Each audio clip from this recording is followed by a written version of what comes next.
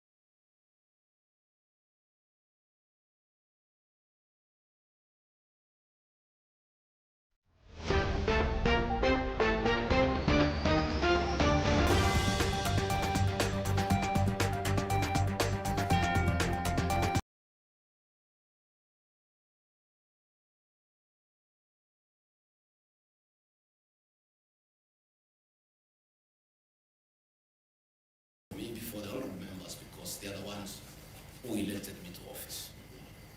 Article 1 of the Kenya Constitution says that the power, the sovereignty of this great nation rests with the people. And Parliament, that is the National Assembly and the Senate, enjoy the delegated authority from the people. It is therefore very important that the people who elected me as Deputy President get my response of the very outrageous accusations against the Deputy President that have no basis, that is sheer propaganda, that is a scheme to hold me out of office because of other political considerations, and has nothing to do with violation of the Constitution. It has nothing to do with gross misconduct, and it has absolutely nothing to do with committing international or national crimes. The people of Kenya are therefore entitled by right to hear from their Deputy President what is his response to those outrageous allegations. Again, an attempt to do a public participation in a very short exercise that was done. My response was not part of what was presented to the people of Kenya. The people of Kenya were being asked to give their views as to whether the Deputy President should be impeached from office, and the accusations were attached, but in a highly legalistic language beyond the comprehension of many Kenyans. But the response of the Deputy President was not there to enable them make an informed decision by listening to the charges against him and listening to his response. Because the rules of natural justice demand that no man should be condemned unheard. My lawyers will be vigorously challenging that public participation as a nullity, and that does not meet the threshold of public participation as expounded by the Supreme Court of Kenya during the celebrated case of Governor Peter Wabora. The motion alleges that 2 years since assuming office, Gachagua has acquired property and wealth whose estimated value is 5.2 billion, despite his known income by way of employment is 24 million. This is extremely outrageous. Honorable Mutuse goes ahead to give properties that he alleges are owned by one Rigathi Gachagua. I trust he was just given a document to sign. Had he taken some bit of time to do some research, he would not embarrass himself in the National Assembly. James Derito Gachagua was the governor of Nyeri and died in London on the 24th of February, 2017, and yours truly, Rigathi Gachagua, was by his bedside. Prior to his death, 3 or 4 weeks before, in privacy, he wrote his will and appointed Rigathi Gachagua as an executor of that will, jointly with Mwai Madenge, his close-time buddy, who is a quantity surveyor, and celebrated lawyer Njoroge Regeru. The three of us were tasked to manage his estate. In the will, you'll be given a copy. He did put his properties and assets and cash and anything that he owned in this world. And among the things that he did put was the Olive Garden Hotel, Vipingo Beach Resort, the Queen's Gate apartment, and Langata high-rise flats. It is these 4 properties that the Honorable Mutuse alleges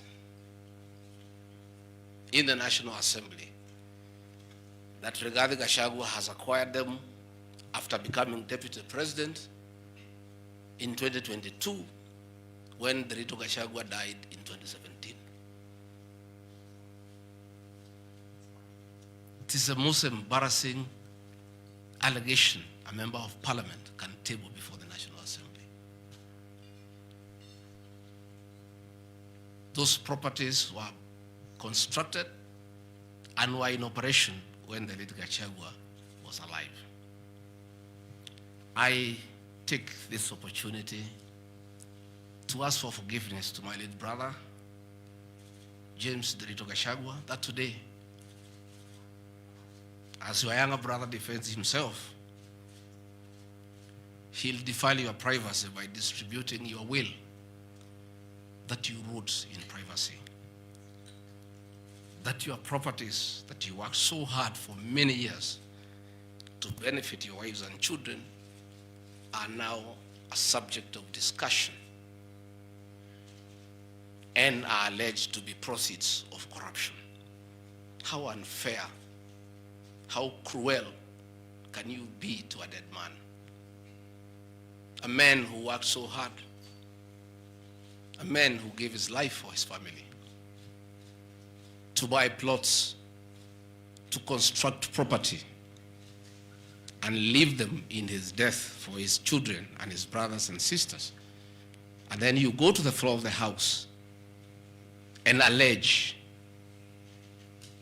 that those properties are production of corruption. My dear brother, rest in peace and forgive me for having joined politics.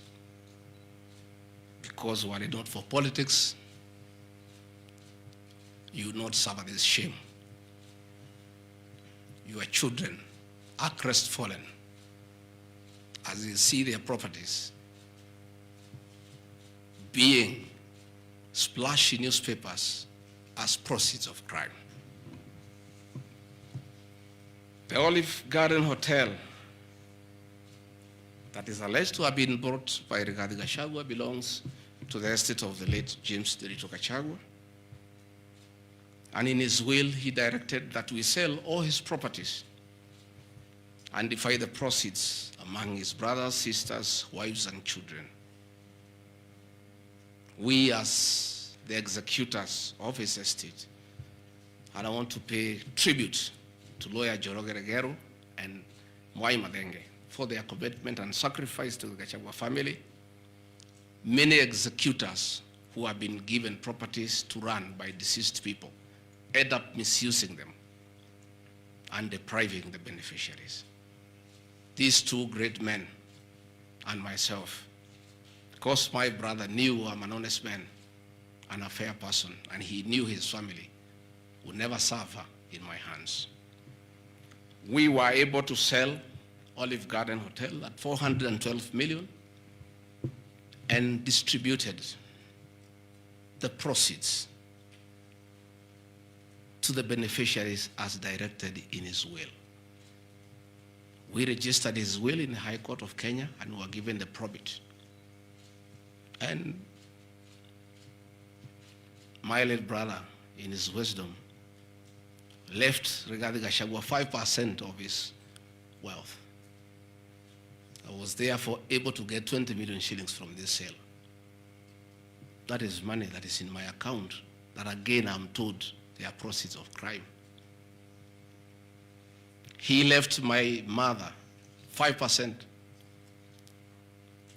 of his wealth, another 20 million shillings. And since my mother is dead, my late brother, because he trusted me, had put in his will that I hold my mother's shares in trust. So that is another 20 million shillings in my account. Again, my late brother left me another 4% hold in trust of the children who is deceased, the late Dr. Friend Wachira Gachagua, whose children are in South Africa. And another 16 million shillings was put in my account. My late brother gave 2% to my wife, Pastor Dorcas, because of her kindness of looking after him when he was ill. All this money that has come to me from a dead brother, I'm being told are proceeds of crime.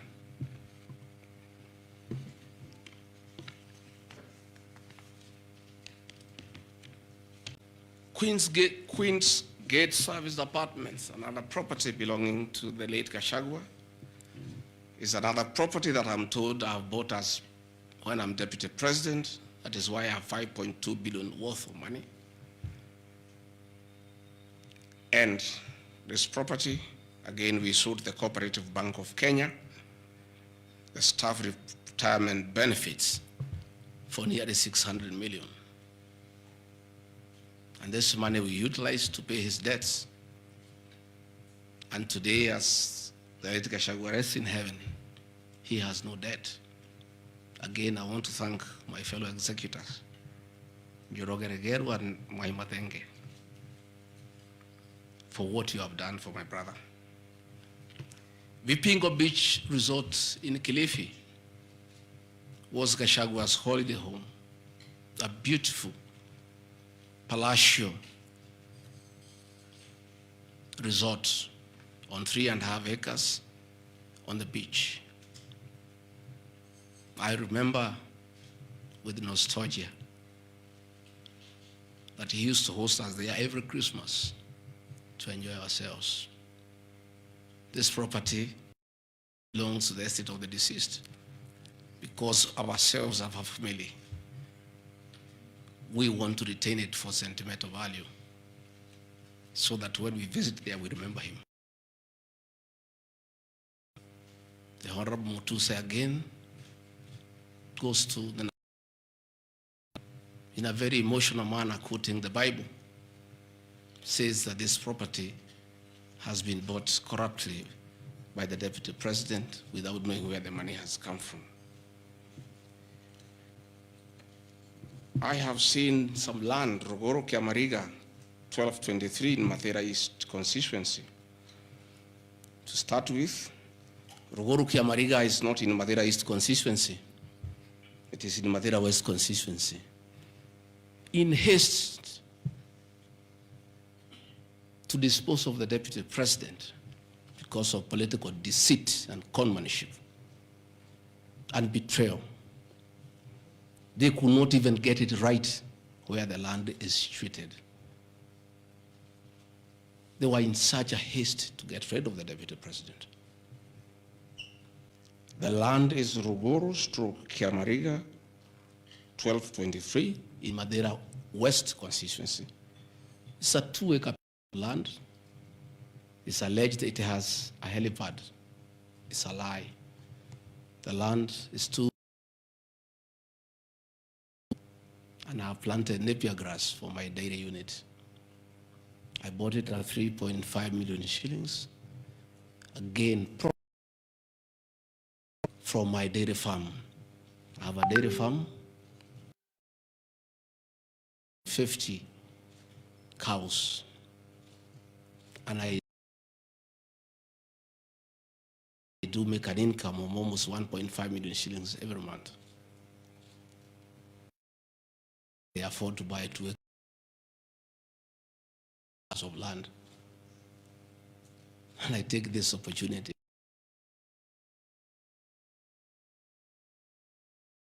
Anytime I've gone to the Rift Valley, in appreciation of the support I give President, gives me a cow or 2. And within 2 years, I have the largest dairy farm in Madeira of the Kalenjin people. I want to thank them for their kindness.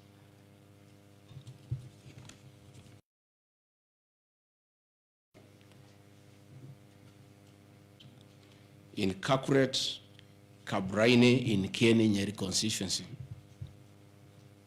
as Deputy President of the Republic of Kenya,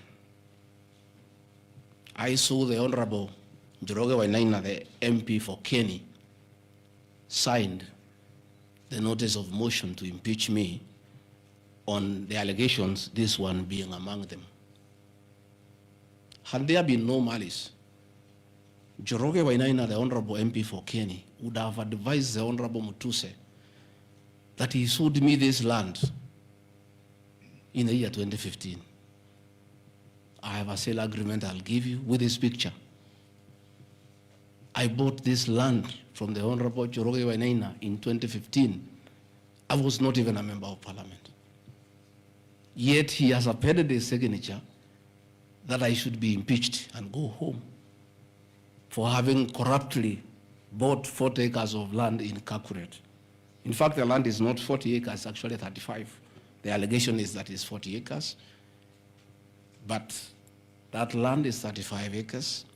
The people of Kakuret know it. I bought it from the Honorable MP for Kieni, and had he read this motion, I'm sure he would not have signed it. But as you all know, there was a lot of coercion, there was a lot of intimidation, and I'm sorry that I'm told the Honorable Wainaina is admitted in hospital because of threats, coercion. He is being forced to hang a brother against his will and his conscience. These are the lies that Mutuse brought to the National Assembly, and asking the people of Kenya to get rid of the Deputy President of the Republic of Kenya based on lies. I have seen another ridiculous allegation that the Honorable Gachagua, Deputy President of the Republic of Kenya, has since becoming Deputy President, acquired 80 acres of land in Meru. That is false. What is true is that the Deputy President is a member of Solution Circle Limited in Meru. And for those who do not know, the Deputy President is half Meru, half Kikuyu. His mother, the late mother, Kirigo Gachagua, was born in Meru in a place called Katheri, and thereafter settled in Kiberesha. Deputy President Rigathi Gachagua sometimes is a lonely man. His father is dead, his mother is dead. His brother, Derito Gachagua, the governor, died of pancreatic cancer. His brother, Dr. Fred Gachagua died because of alcohol. His other brother, Jackson Riani, died because of alcohol. His sisters are married. So when he goes home, many times he's lonely. And he decided to look for some land in Meru where he can go and build a house and be among his relatives, his mother's relatives. And in the process, I identified that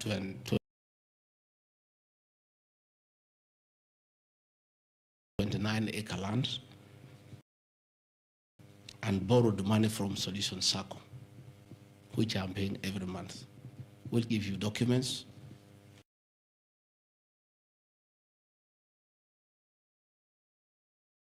That I have bought from a loan that I have taken as a member of Solution Circle in Meru, the land of my mother, and which I call home. I have seen an allegation that I have a dairy farm in Nyandarua.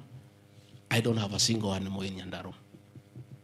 I have some little land in a place called Shamata, but I'm yet to do anything about it. I think I just mentioned it to one of the member of parliament for that area called Gachagua that I would like to start a dairy farm. And I think in those rumors in parliament, the Honorable Mutuse went ahead to say that I own a dairy farm in Nyandarua. I own no such farm today, but God willing, because of the good climate in Daragwa, in Shamata, one day, God willing, I'll have a huge. I have seen companies listed just to create an impression that Rigathi Gachagua is doing business. I want the people of Kenya to know that Rigathi Gachagua was a businessman before he became a politician. And he had a life, and that life is part of his history. So getting companies 15 years ago, 13 years ago, 10 years ago, and publishing them.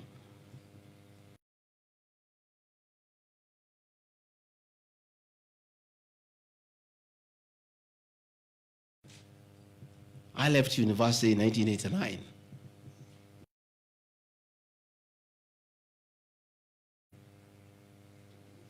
I left for the private sector for another 15 years.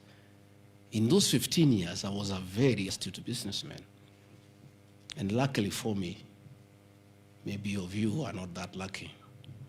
It was during the Kibaki era when things were working. The economy was strong, business environment was right, and there was room to make money.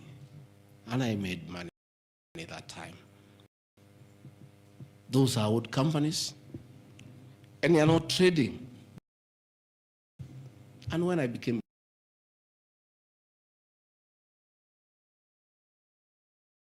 my children, and I told them to continue doing business and not to do business with the government because I don't want conflict of interest. I want to confirm to the people of Kenya tonight that no company owned by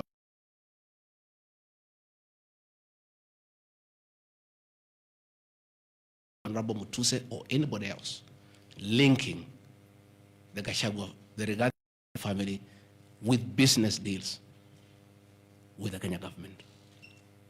I agreed with my children that they do business with the private sector that I bequeathed them. And just for clarity, because I don't think they are worth a reply, because there's nothing about them. Rigathi Gachagua Foundation. As a member of parliament, I was educating orphans. I was educating children of single mothers.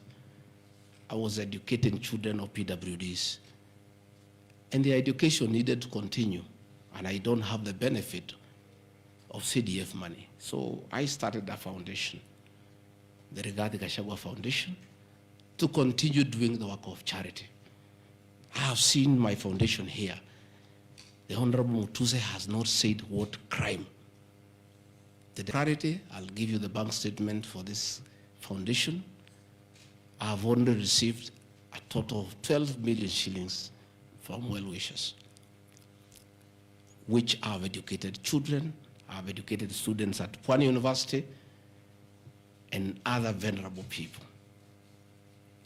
Dorcas regarding the Gachagua Foundation, this is just an attempt to bring my family into mud.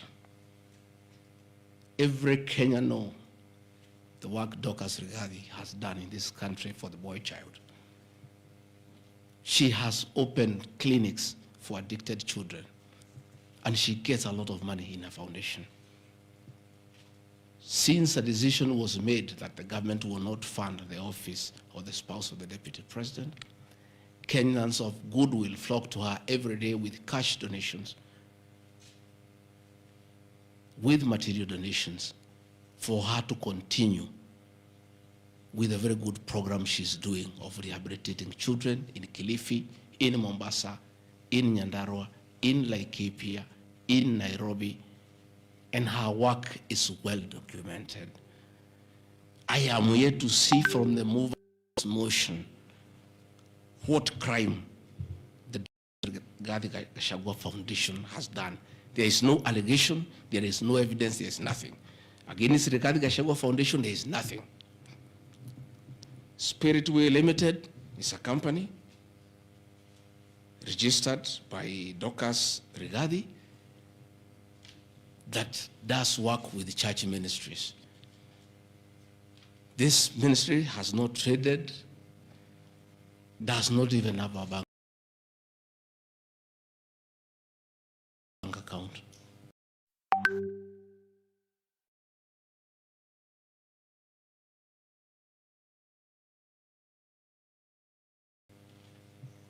Is some strong women of God who have come together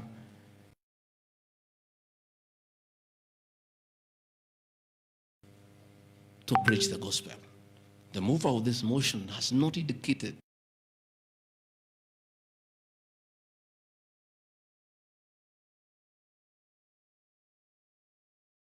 Creed International Limited, as the name suggests, again on evangelism and activities to do with the Church of Christ. I have not seen a single allegation against this company. Mothers of the Lord Limited.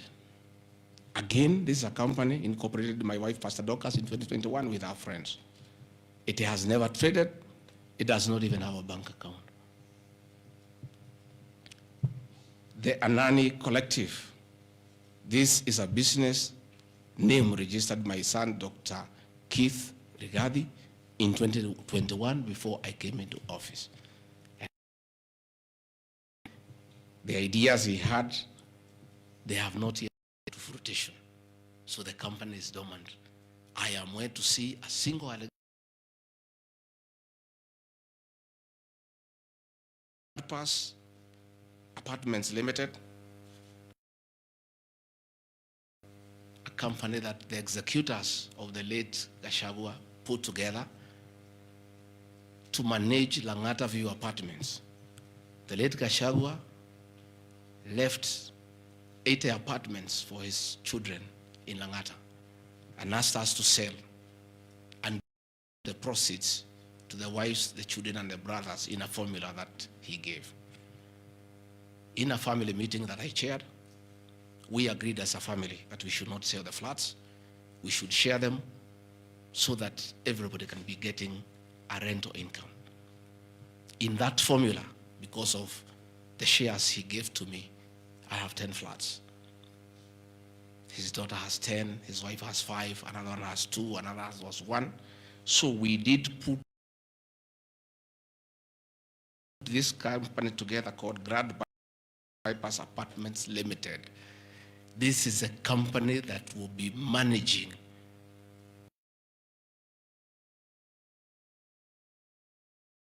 estate of the late Gachagua. Again, this company has been put here by the Honorable Mutuse as a company set to manage flats belonging to a dead good man, future of his children. And in his death, he is being haunted on nonsensical allegations, simply because a decision has been made that regarding Gachagua is no longer useful. His work was to help fight Uhuru Kenyatta and get President William Ruto to power. And thereafter, he is of no use. So he should be dispensed with, and somebody else can be appointed. Again, it's the will of the Kenyan people. That is the viciousness that we are even fighting the dead. How insensitive can we be? What is this power thing? That you even fight the dead for you to entrench yourself in power and get rid of your perceived political enemies. I appeal to the people of Kenya to have respect for the dead, if nothing else. People may have money, they may have power, they may have everything, but they must remember that it is very respectful to respect the dead. Please, stop haunting my late brother. Don't put him. He committed no crime by working hard for his children and entrusting his brother, regarding Gachagua, to look after that property.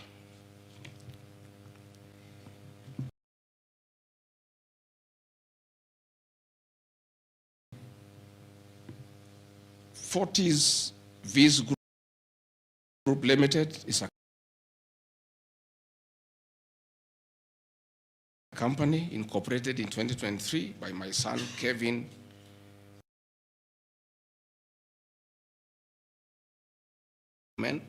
This company has not even taken off. They are still figuring out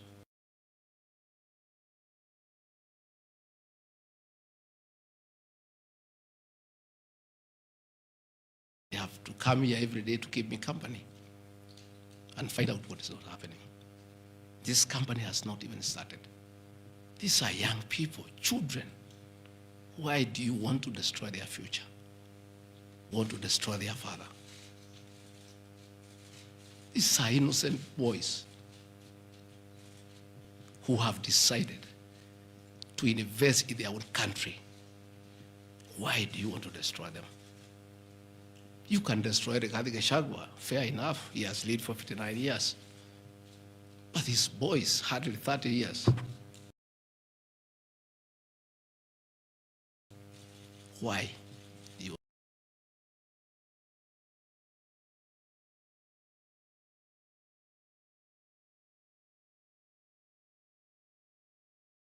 want to destroy them?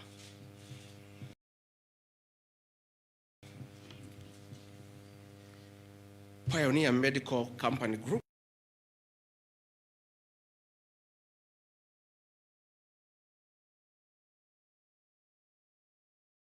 Why are you bringing it to Parliament?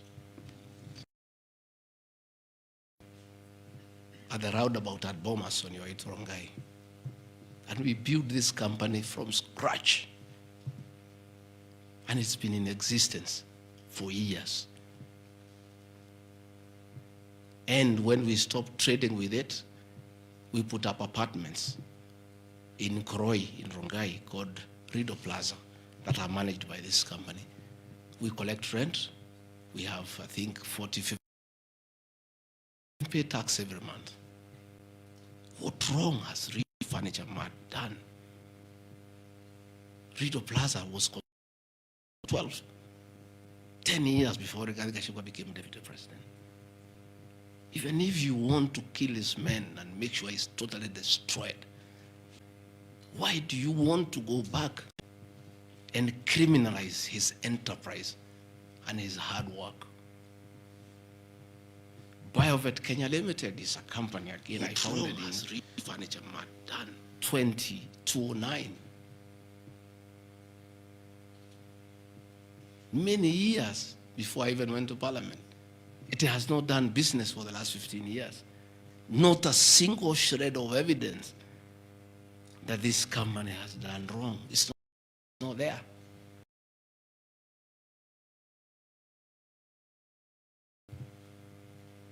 Murani Manufacturers Limited, it's a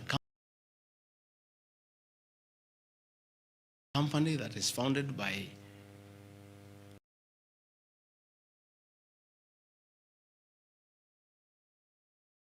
a character from our village and sold some shares to my wife and my children.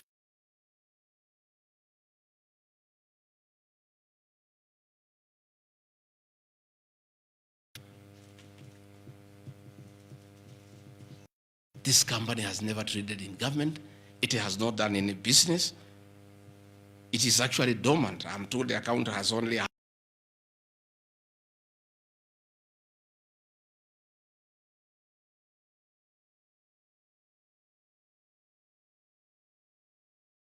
have some shares in a company that has 129 during the Kibaki era. It has not done business for 15 years. We demand that you say what this company has done. Wamunyoro Investments Limited is a company named after my village in Wamunyoro, which I founded in the year 2001 as a construction company. This company owns a lot of property that I bought in those years when the economy of this country was on sound footing.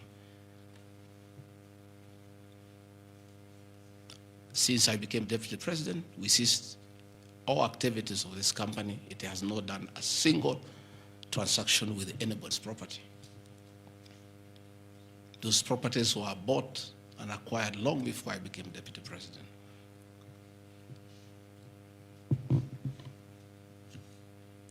Cosmea Venture Limited is a company that was incorporated in 2018 before I became deputy president by my sons. They do what you call bulk SMS. I used to give them work when I was member of parliament to send messages to my constituents. I think they were charging me 30 cents per SMS. Some young, enterprising young people. Company 2018, it doesn't do business with government. It is not accused of any wrongdoing by anybody, anywhere. It's just name there. Royal Crimson Ventures operated in 2018 by my children to do their little business. No allegation of any wrongdoing. Annexed to the motion. Cruito Properties Limited, again,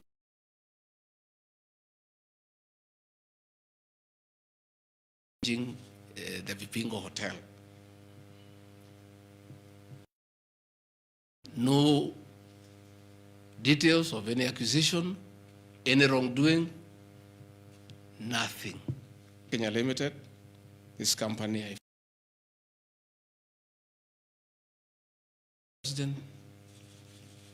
I gave out my shares to, and myself and my wife, we got out and asked them to continue doing business. My two children, like their father, very enterprising.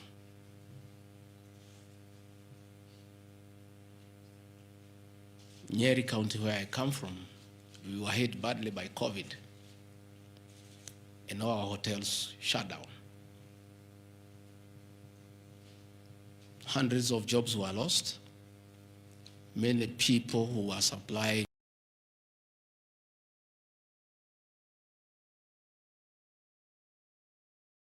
to those hotels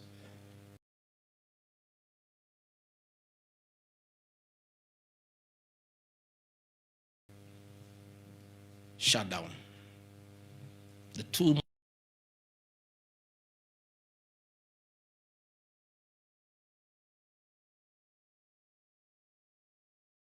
hotel was for sale, and my children were in.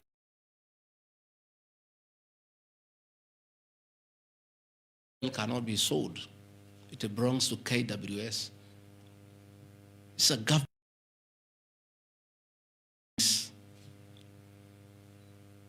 And the person who owned Outspan Hotel had also leased the Treetops Hotel.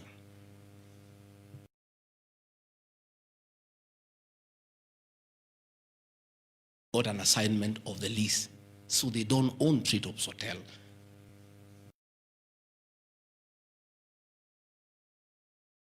AWS about Crystal Kenya Limited and my children, because they are not part of this proceeding. But they have no other forum to defend themselves, so I have to defend them. They are grown-ups. They should defend themselves, but they don't have the forum. They went to a bank and borrowed 600 million.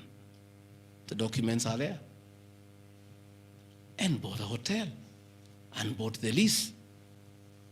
And I publicly announced that my family has acquired the two hotels because there was nothing to hide. I saw no need to advise my children proxy. They went and borrowed 600 million from the bank.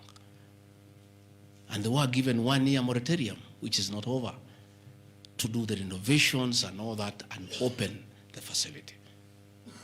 But I want to thank my son, Dr. Keith Regadi. He worked very hard.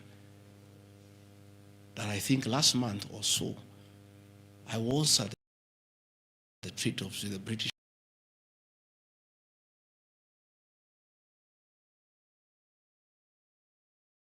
High Commissioner to open the Treetops. It's important to the people of Nyeri and the system. It is in the Treetops Hotel that Princess Elizabeth slept.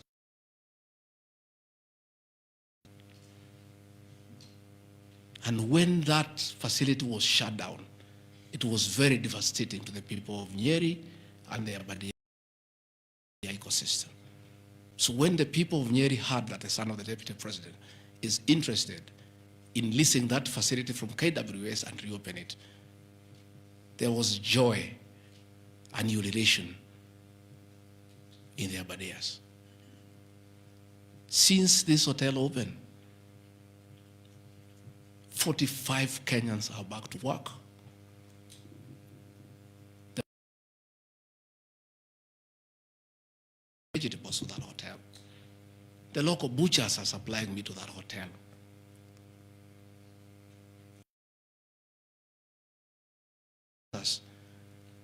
Come every weekend to entertain the tourists.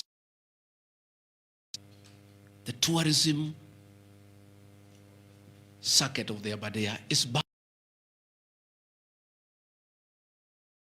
Are now being demonized as crooks, as criminals, who should not invest in their own motherland because the Deputy President of the Republic of Kenya spends a lot of time in one of his functions that he has been given by the President to coordinate development partners and look for investors. Why should the Deputy President go to look for foreign investors when his own children can invest at home? Children of many other people I know hide their money in Dubai and Cayman Islands. They don't want to invest here. What crime?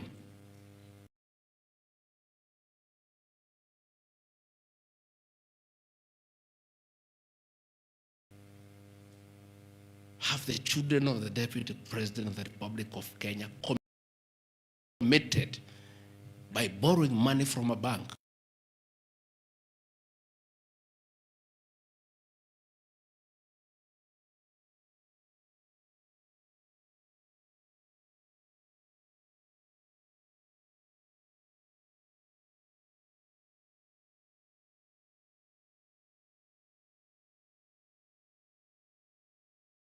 That is a crime to be your children. That we have no life of our own. that we shouldn't invest in our own country. And if we dare to invest, we should do it at our proxy so that we conceal our identity. Are we criminals by virtue of being your children? That's a question my children are asking me.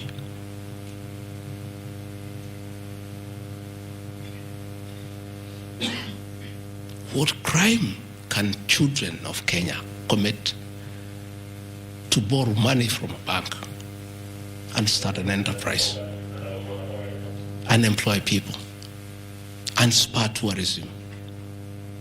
How unfair can a country be to its young population to condemn them for being enterprising?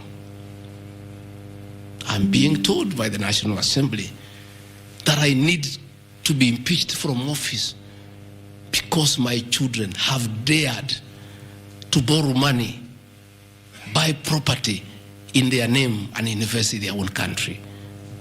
And for that, their father should be sent home. I want to conclude by Karadi Farm Limited. This is a farm I founded in 2001 with my wife, Pastor Dorcas. And it runs our farms. It runs our dairy farm in Nyeri that is doing very well. I'm making $1 million shillings also every month. And I sell calves, and it's doing very well. And my farm now has become a model farm for the local farmers. We are doing chicken, we are doing rabbits, we are doing sheep. Again, nobody has told me what crime has Karandi Farm committed.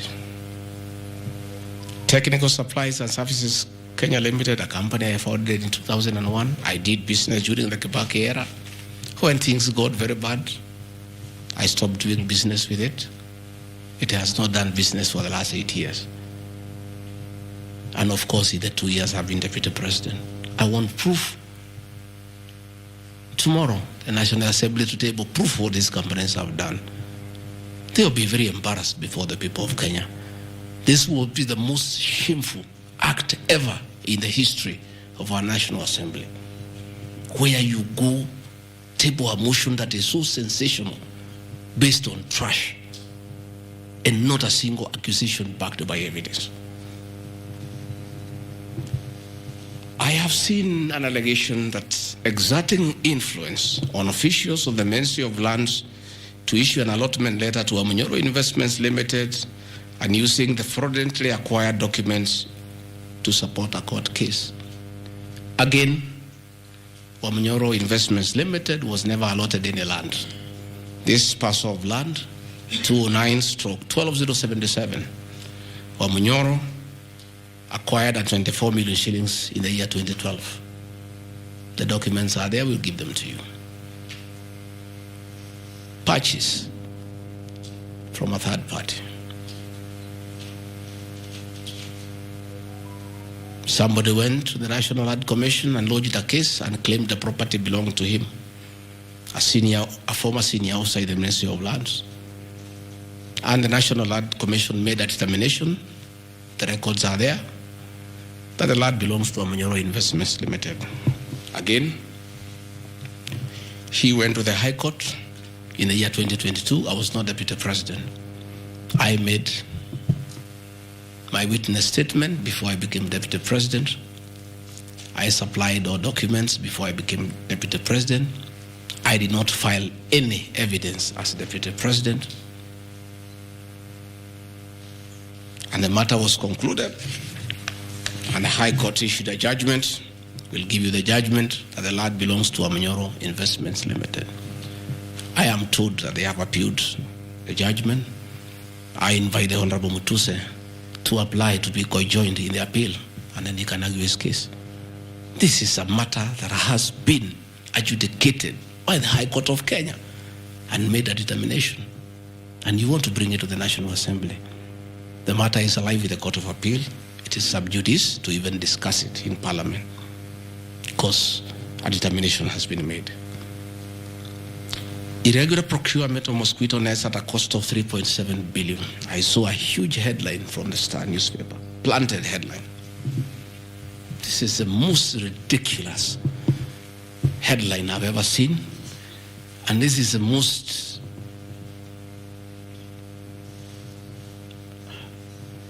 I lack a proper one, and I don't want to speak in Kikuyu.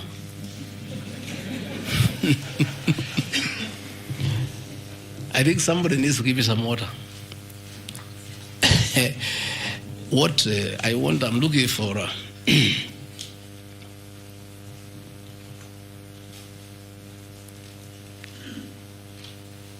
I have seen that allegation, and I want to respond as follows. One,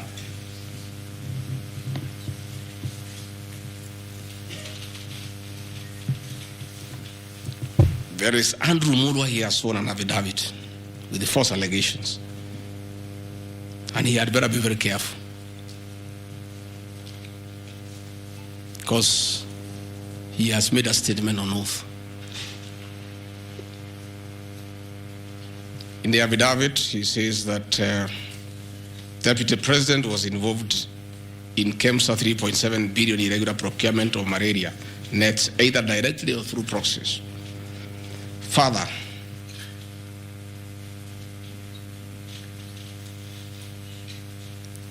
Shobika Impex Limited is an international company, the fourth largest manufacturer of mosquito nets in the world. It has done many tenders with KEMSA, with the Global Fund, countries in Africa, in Asia. And there was a tender.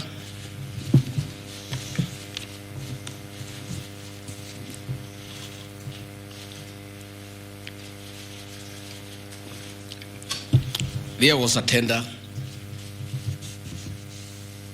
funded by Global Fund through KEMSA, and it was an international tender for manufacturers. The company owned by my son Cristo Kenya Limited are not manufacturers, and they did not participate in any way in the tender. In any way. What happened is that in the year 2014, 8 years before I became Deputy President, Shobika Impex Limited appointed Cristo Kenya as their local agent, whose work is to do their errands and follow their supplies at the ports of entry. Cristo Kenya did not participate in this tender. It was done by Shobika. KEMSA wrote to Shobika and said, your tender was not successful because you had a problem with pagination of your security document. Pagination. Those of you who have done tenders, you number the pages. And if they are not right, you can be disqualified. And therefore, they were told, can you come and collect your bid board, your regional bid board? That's what happens. If you participate in a tender and you don't win, you are asked to collect your bid board. And they kept on coming to collect the bid board. It was not available for almost 3 months. And they asked the local agent, that is Cristo Kenya Limited, can you follow up on our behalf? We participated in this tender. We did not win. We have a letter asking us to collect the bid board. We are waiting for it because this is money that is tied as our agent in Kenya. Can you follow up? And that is why when my son on behalf of Cristo Kenya Limited went to KEMSA trying to follow up. And when it was not working, he brought it to my attention and I made a call to Mr. Andrew Mulwa, asking, my son has been here. There's a little issue about a bid board of an unsuccessful tenderer. Why is it that this is money that is tied? And these are foreigners, these are foreign investors. We don't want to make life difficult for them. Please, why don't you release it to it unless there's a problem? Oh, he said, no, the matter is under investigation. That is why we cannot release it. The bid bodies with the SEC. I said, fine. If the matter is under investigation, so be it. Right along, the investigations were over. EACC wrote to KEMSA and returned the bid board. KEMSA in return wrote to Shobika and returned the bid board. End of story. Shobika did not win the tender. They were not awarded the contract to supply the nets. No nets were supplied by Shobika. No public funds were lost. And we are told by Deputy President asking why a bid board to a tenderer who has failed to win cannot be returned, he endangered the lives of the people of Kenya. That is how absurd the allegation is. There is no evidence that the company with my son participated in the tender. They did not participate. There is no evidence that the Deputy President interfered with the tender. The only crime is that urging so that we don't frustrate foreign investors. If they were not successful, why are you keeping their tender security? You need to give it to them. And it was a lot of money. I think it was 500 million or something like that. So I want to say this is a very ridiculous, and I take great exception to the headline by the Star. Please, we'll give you the documents. Tell us, where was the Deputy President involved in a tender? This is a tender that never was. And for the record, to show that this tender had no problem, after the investigations, during the investigations, the CEO, Terry Ramathani, was suspended to allow investigations as it should be. And Mulwa became the CEO. Mulwa was not there during the tendering. He came after the tender had been annulled. And he was dealing with the aftermath of the annulment of the tender, that is returning the bid boards, sending document to ACC. After investigations by ACC and the Senate were concluded, Terry Ramadhani was appointed by President William Ruto as the Deputy High Commissioner to India. That tells you, because when those appointments are made, the head of public service writes to ACC, DCI on issues of integrity. Terry was cleared, which means there was no scandal. And again, and most important, no public funds were lost, no nets were supplied. Therefore, this is another fishing expedition to just justify the 5.2 billion. I think that is why they were putting the 3.7 billion to make the maths to add up. You know, when you want to talk big figures, you must look for 3.7, 600 and all that. Even all these things I've read here, if you take your phones, we are nowhere even, we have not reached 2 billion. Because Olive Garden, 400 million.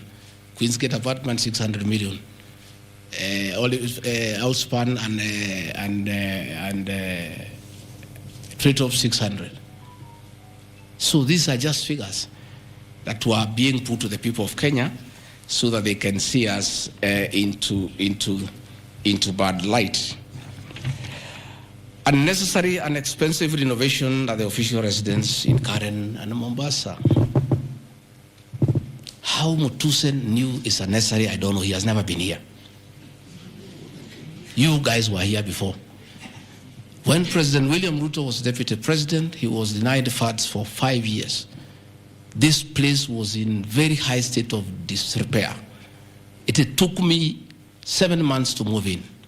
The roofs were leaking, the toilets were blocked, the septic tanks was broken down, the borehole was broken.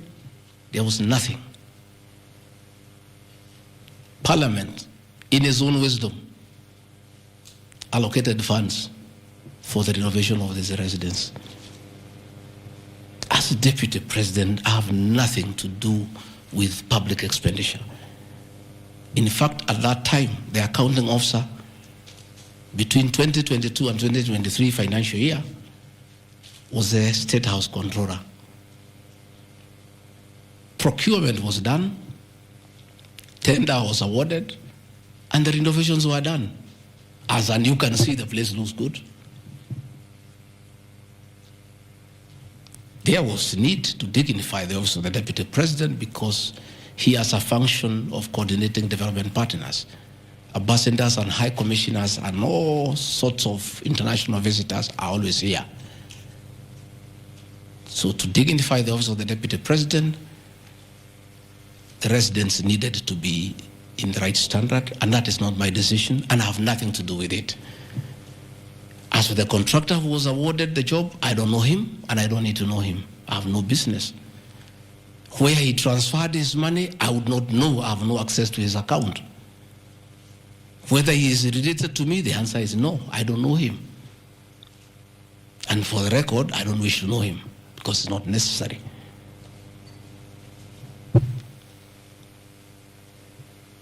Government expenditure is audited every year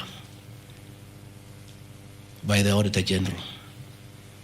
Since this office was under the executive office of the Deputy President for that financial year, the Auditor General did her inspection and gave us a clean bill of health. The renovations that were done were not highlighted with having any audit query. If the Honorable Mutuse had taken his time to look at the Auditor General's report, he would not have brought this baseless accusation. And even if there was an accusation, it should be directed to the accounting officer, who is the State House Controller, not me.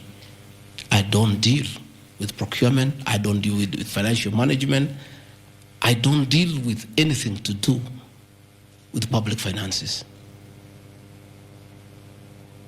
But since the matter has been raised, I have to answer to it. I have looked at the Auditor General's report, clean. I have looked at the contract, it's signed by the Controller of State House. As to the work, that I can attest, they did a very good job. And this residence has been dignified. The same with the residence in Mombasa. You know, the residence in Mombasa is where President William Ruto and his wife, Mama Rachel, were chased away, and the house allocated to the regional commissioner. And on assuming office, I took up the residence. It was in state of disrepair. Again, it was renovated. It's a good place. And I normally go there when I go to Mombasa. And it makes, because before the renovation of that residence, anytime I went to Mombasa, I normally have a huge delegation of security people, hospitality office, not really me. The bills were very expensive. It makes a lot of sense to have an official residence for the Deputy President in Mombasa, so that when he is there, you cut down on public expenditure.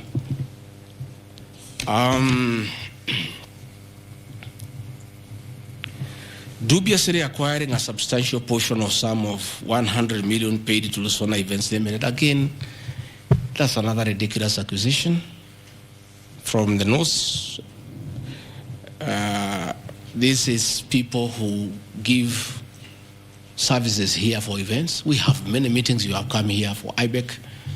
There are tents put up here to the required standard. We have meetings here for development partners.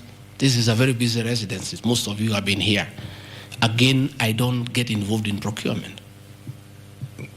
That is the work of the accounting officer and his team in public finance management.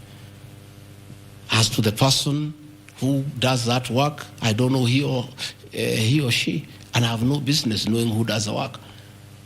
Those are things that are not in my purview. Again, the ridiculous accusations that that money came to me, one would have to demonstrate how it came to me. Was it brought to me through my account, through cash? Who was there? What is the evidence? Again, it is just trying to throw mud at me. And I want to say that that accusation is baseless, and we believe, we want to see the mover of the motion coming up with tangible evidence. Again, these accusations lack particularities. and specifics. They are just generalized accusations. Again, we'll be challenging that again in court because there is a ruling that grounds of impeachment must be well grounded and must be particularized and specific. This is just an allegation. Where is the nexus between the supplier of events to this residence and the Deputy President, Gachagua? There is no nexus. I don't know the person. I don't know the company. I'm not involved in the procurement. I don't even know how it is procured. All I do is I want events and they are arranged and I take part in those events. Those accusations of funds utilizing the Deputy President, in the office of the Deputy President, coming for my personal benefit are ridiculous, unfounded, and totally malicious, and there's no evidence whatsoever. And I want you people of the press to also have these people to give you the evidence. Don't just write headlines. Ask, where is the evidence? Where are the particulars? You know, you don't just allege, oh, this particular supplier, this money went to the Deputy President. Yes, fine, that is good. How? How did it go to the Deputy President? You must explain.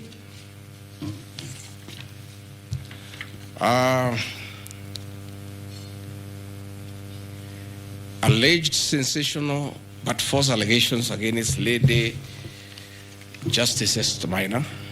It is alleged that the special notice of motion at ground 4 had a gross violation of the Constitution, that I publicly attacked the Lady Justice Esther Minor and forcibly threatened to bring action against her. I did not threaten to bring any action against Justice Minor. I did bring action against her. I was just informing the public because I'm a public officer and I have freedom of speech. I have filed petition before the Judicial Service Commission against Justice Esther Minor in issues I felt I did not get proper justice. So I did not threaten her. I did what the law says. If you are not happy with the conduct of a judge, you file a petition before the the Judicial Service Commission, which I have done. Again, I don't want to delve before the matters because it is against sub judice, but that I have done. So I cannot be threatened.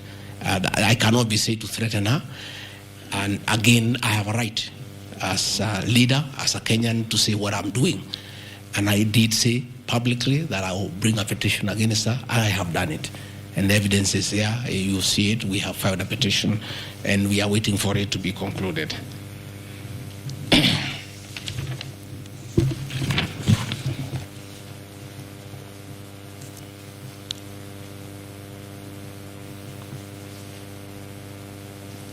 Again, I want to emphasize that my statements were protected speech consequent to a decision by the land judge in a matter involving my personal assets, which I disagree with and found to be wholly unfair.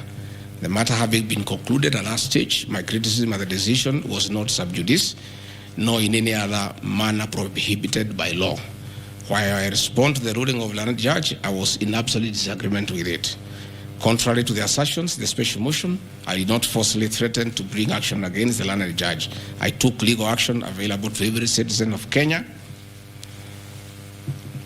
under Article 168(2) of the Constitution, which allows any person to petition the Judicial Service Commission for the removal of any judge, and filed a legal complaint before the Judicial Service Commission in March 2024. The complaint being live before the JSC, discussion of the conduct of the land judge in the said matter here would be sub judice. Diverting materials meant for construction of Kilifi Malindi Highway to tarmac a private load to Vipingo Beach Resort. Again, I said Vipingo Beach Resort belongs to the estate of the late Governor Gachagua. The facts are as follows. King Charles III visited Kenya between 30th October 2023 and 3rd November 2024. During his state visit, one of the designated places where King Charles III was to visit was Kuritu Marine Conservancy, which shares a road with the Vipingo Beach Resort. And it's a public load, by the way, it's not a private load. I have annexed a copy of the program of the state visit to Kenya by King Charles III, marked RG which at page 13 on item 63 and 64 shows his departure and arrival at Kuritu Marine Conservancy. As I was walking around, I slept there, I think 2-3 weeks before the arrival of the king. And as you all know, I walk every morning. And as I walked on that road, I found there was a lot of activity and tarmac was going on. I was very happy and I asked what was happening. And I was told that the king himself, the third, will be coming. So, like all other residents of that area, we are very indebted to King Charles III that this was done very speedily. Rigathi Gachagua never called anybody to do this road.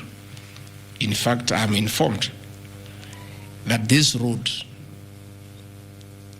is donor funded, the one to Kilifi, and there is a component of corporate social responsibility. And I have learned, after I have inquired, that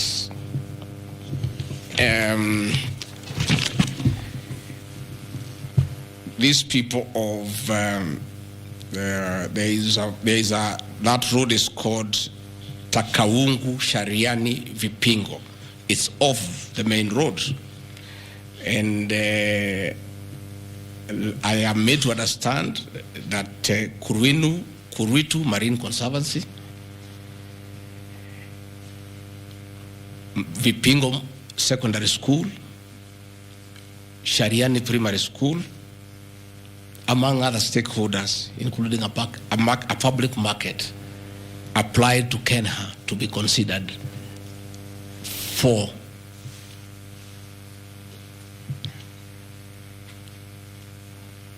corporate social responsibility. And I think the issue of the king hastened that request.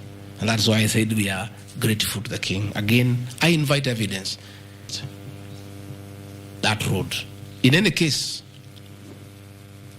I would like to know the member of parliament for that area, how he will vote in this motion. He should be a very happy man. If Deputy President Rigathi Gachagua occasioned a tarmac road to be done in his constituency, he should vote for me. But I didn't. And when I went there, that Shariani market, people are very happy with that road. Because I walk there in the morning when I sleep there. People are very happy with that road. The secondary school there, the boys and girls are very happy. The primary schools are there. And again, contrary to the assertion by the Honorable Mutuse, it's not a private road, it's a public road. And it is serving many people, a primary school, a secondary school, a market, and a whole community, including the family of the estate of the late Governor Rigathi Gachagua. We are just beneficiaries of good deeds by our government that were hastened by the arrival of His Majesty the King III. Undermining the President and the Cabinet by allegedly making contradictory public statements from the position taken by Cabinet regarding the evacuation of the people residing along Nairobi River. To start with, for the record, President William Ruto has never complained to me that I have undermined him. If he has told that to Honorable Mutuse, I would like to know that he has complained to Honorable Mutuse that his deputy has undermined him. Article 147 of the Constitution provides the Deputy President shall be the principal assistant to the President and shall deputize for the President in the execution of the President's functions. Article 28, which states that every person has inherent dignity and the right to have that dignity respected and protected. Article 29C, which states that every person has the right to freedom and security of the person, which includes the right not to be subjected to any form of violence from either public or private sources. Section 152G1 of the Land Act, which states that notwithstanding any provisions to the contrary in this act or in any other written law, all eviction shall be carried out in strict accordance with the following procedures. A, be preceded by proper identification of those taking part in the eviction or demolitions. B, be preceded by the presentation of the formal authorizations for the action. C, where groups of people are involved, government officials or their representatives to be present during an eviction. D, to be carried out in a manner which respects the dignity, right to life and security of those affected. Include special measures to ensure effective protection to groups and people who are vulnerable, such as women, children and elderly, and persons with disabilities. F, include special measures to ensure that there is no arbitrary deprivation of property or possessions as a result of the eviction. G, include mechanisms to protect property and possessions left behind involuntarily from destruction. H, respect the principles of necessity and proportionality during the use of force and give the affected person the first priority to demolish and salvage their property. Critically, our Constitution provides at Section 147(2) that first, the Deputy President shall perform the functions conferred by these constitutions and any other functions of the President as the President may assign.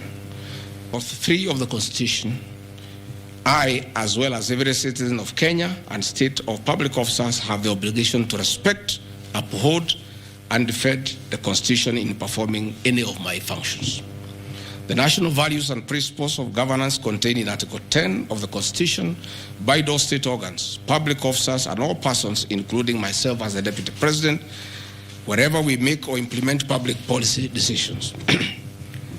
In relation to this matter, these national values and principles include the rule of law, democracy, and participation of the people, human dignity, equity, social justice, inclusiveness, equality, human rights, non-discrimination, and protection of the marginalized. Adherence to these principles became extremely important when we, as state officers, are contemplating legal evacuation of citizens with a duty to avoid inhuman forced evictions that would be contrary to our Constitution and international law.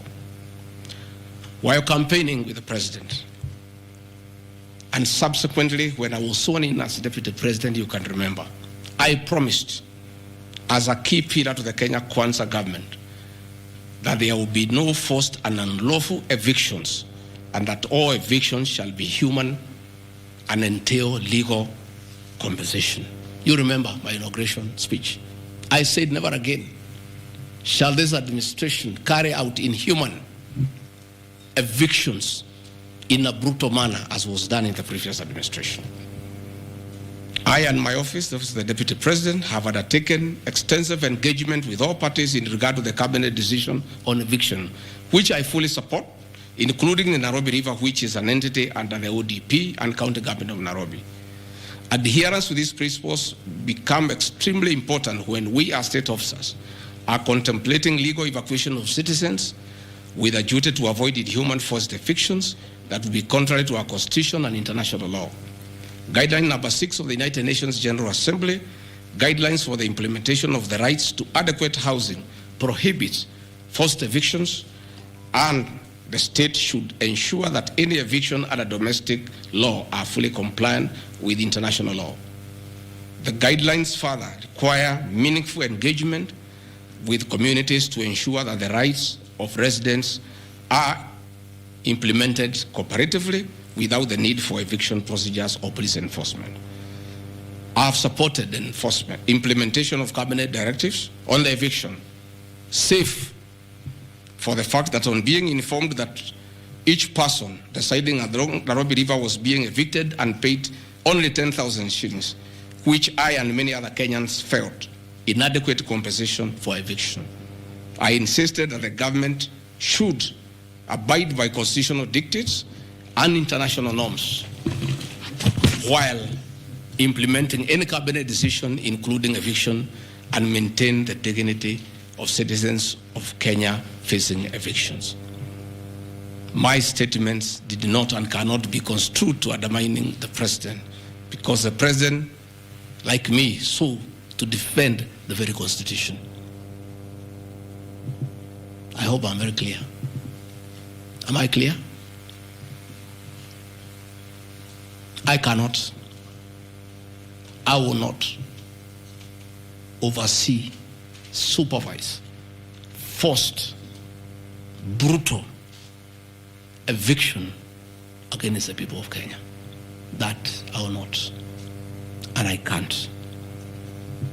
President William Ruto and I on the campaign trail gave a solemn undertaking to the people of Kenya that under our administration, that will never happen. So when I was asked to oversee brutal,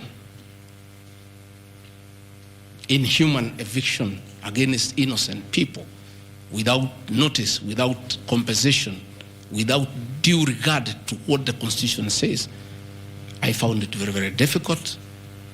And I rescued myself and allowed the CS for Interior, the Head of Public Service, the PS for Internal Security to proceed. If that is the reason why Rigathi Gachagua should be impeached as Deputy President of the Republic of Kenya and sent home for refusing to undermine the Constitution, for saying no to brutal and inhuman eviction of poor Kenyans, let it be. Undermining devolution by allegedly holding a meeting in Nairobi. Good people. I'm sure you are as embarrassed as I am. That a deputy president holding a public meeting to talk to the people of Kenya is undermining devolution. To start with, Deputy President Rigathi Gachagua, in the duties spelled out by the President under Executive Order Number 1 of 2023, he has the duties to coordinate intergovernmental relations. I work with the governors. This is the home of devolution. I hold meetings with the governors every day. I chair IBEC. I cannot be accused.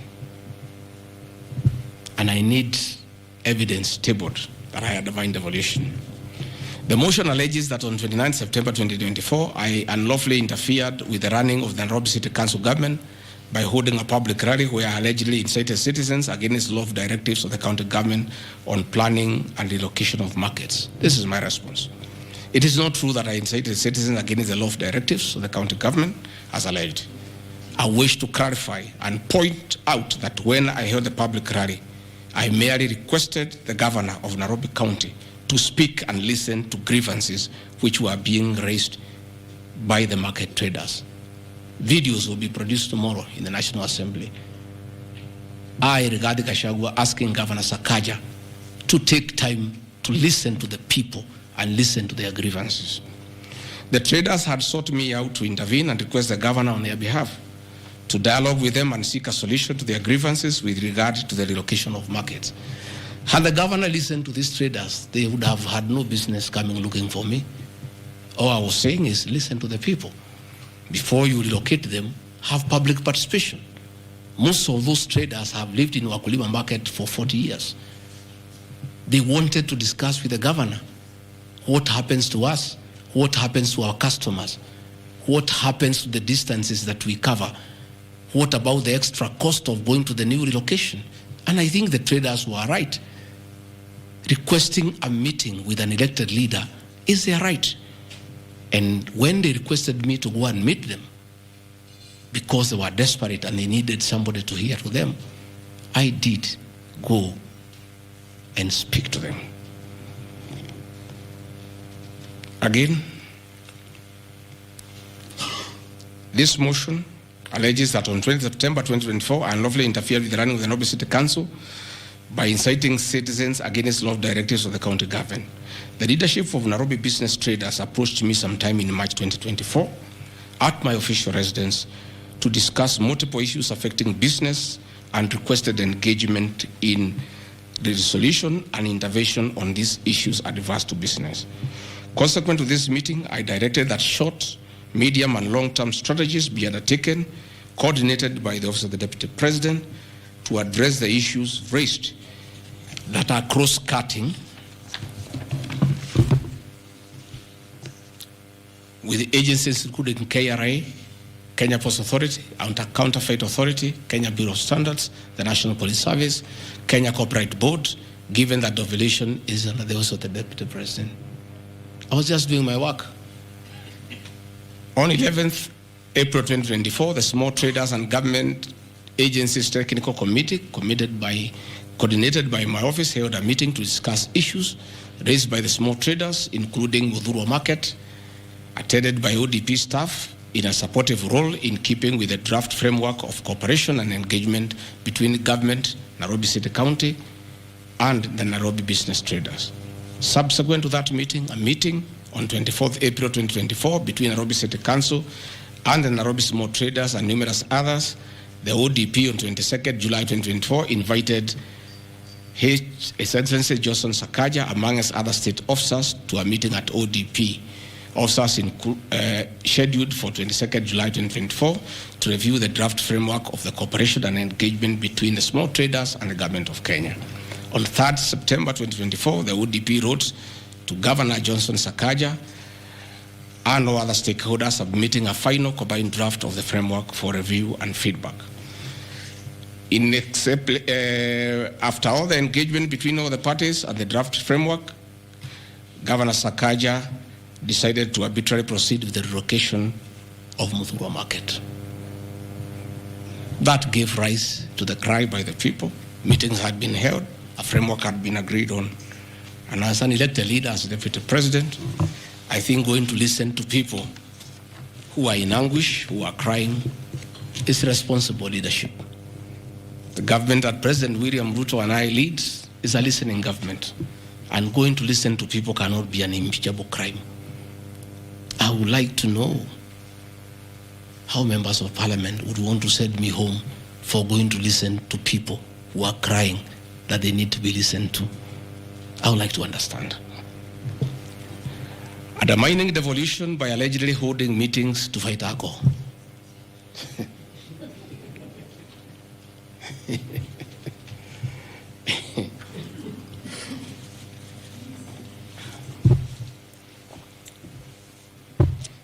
I think tomorrow will be the greatest circus. Or do I call it the theater of the absurd? That Deputy President Gachagua, undertaking duties assigned to him by the President to fight illicit brews and drugs across the country, should be impeached because by doing so, he is interfering with the devolution. I held meetings in Nyeri, attended by Governor Kahiga, Governor Waiguru, Governor Irogo Kangata, Governor Wamatangi, Governor Kiari Badilisha. I held a meeting in Chuka, attended by governors of Embu, of Tharaka Nithi, of Meru. I attended a meeting in Mombasa, attended by governors of Kwale, a representative of the governor of Mombasa, the governor of Taita Taveta, a representative of the governor of Lamu, to discuss.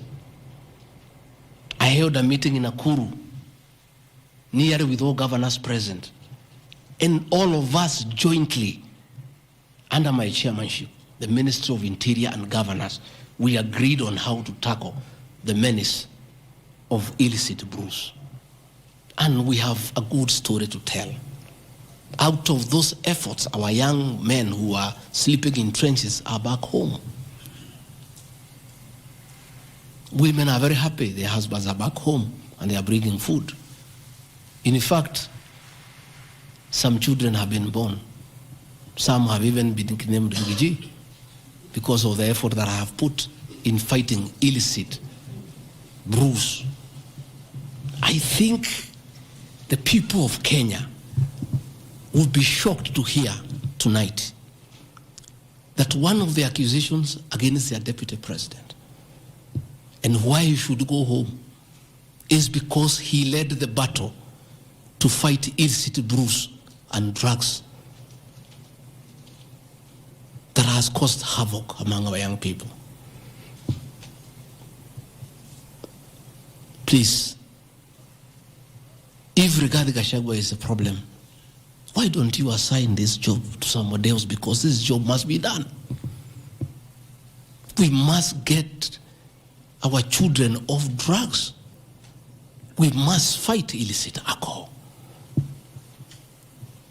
And saying that you want to impeach the deputy president because fighting illicit brews and drugs is interfering with the devolution.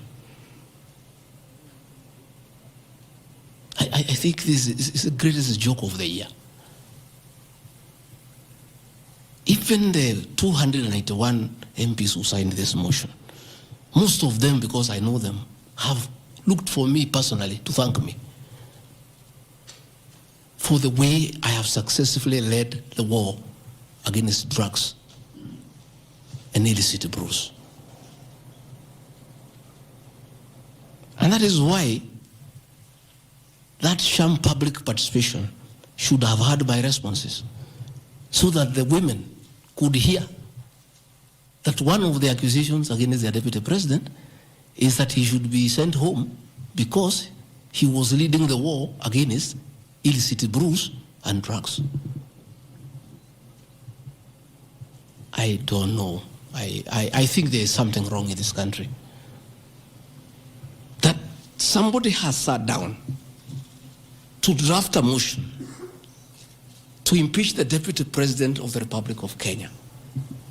And one of the grounds is that he has interfered with the devolution by leading the war to fight illicit brews and drugs. This is a height of absurdity. And Parliament will be the theater of the absurd. I would like to hear what is the nexus between fighting illicit brew and interfering with the devolution. I would like to know. I've never had any governor complain. I've never had any MCA complain. I've never had any Kenyan complain. The only Kenyans who have complained are few. They are the manufacturers who are manufacturing poison under the guise of producing alcohol. Those are the only few ones. I beg the National Assembly and the Senate, most of the National Assembly, to save face, to consider striking this ground before the motion tomorrow, because it sounds ridiculous to the people of Kenya. Again, if Deputy President Gachagua has to be sent home for fighting drugs and illicit alcohol, so be it. Sensational statements against the National Intelligence Service and its Director General and other officers. My response. In relation to this allegation, I wish to state that the National Intelligence Service holds a very critical role in ensuring the safety and security of our country. They are responsible for gathering intelligence and share it with all our law enforcement agencies to ensure that the country is safe at all times. Consequently, when the country was caught flat-footed with regard to the scope and extent of the public's dissatisfaction with the Finance Bill 2024, which degenerated in the Gen Z protests, it pointed to the failure of the National Intelligence Service in carrying out its mandate. I am persuaded that the National Intelligence Service ought to have known beforehand that the public was completely opposed to the Finance Bill, and they ought to have briefed the President before the protests began, as this would have caused a change of tact by government regarding the proposed bill, and protest which culminated in the loss of innocent lives and destruction of property could have been avoided. Hence, I express my opinion, as this is in my public media briefing in Mombasa, and my utterances were not any different from what happens to other countries when there is lapse or failure by the intelligence agencies. Many of you will recall that after September 11th terrorist attack in the US, the US intelligence agencies were massively criticized, and inquiry was even opened to investigate why the intelligence agency was not able to detect and thwart the terror attack.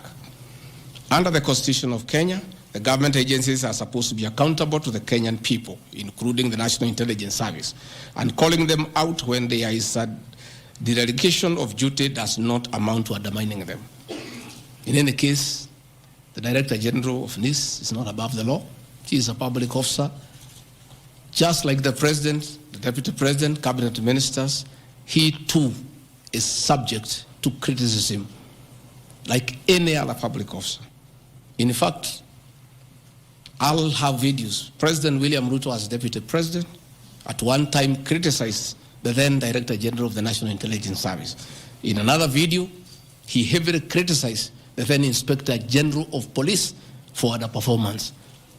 I have learned from my boss how this job is done. It's clear. It's done. I mean, nobody, the president is criticized daily. The deputy president is criticized daily. And we take no offense. The Director General of the National Intelligence Service is not above the law. He is a public officer. He is accountable to the people of Kenya. And when one feels he has underperformed, he'll be called out. Because that is the nature of the Kenyan state. And this I learned from my boss when he was deputy president.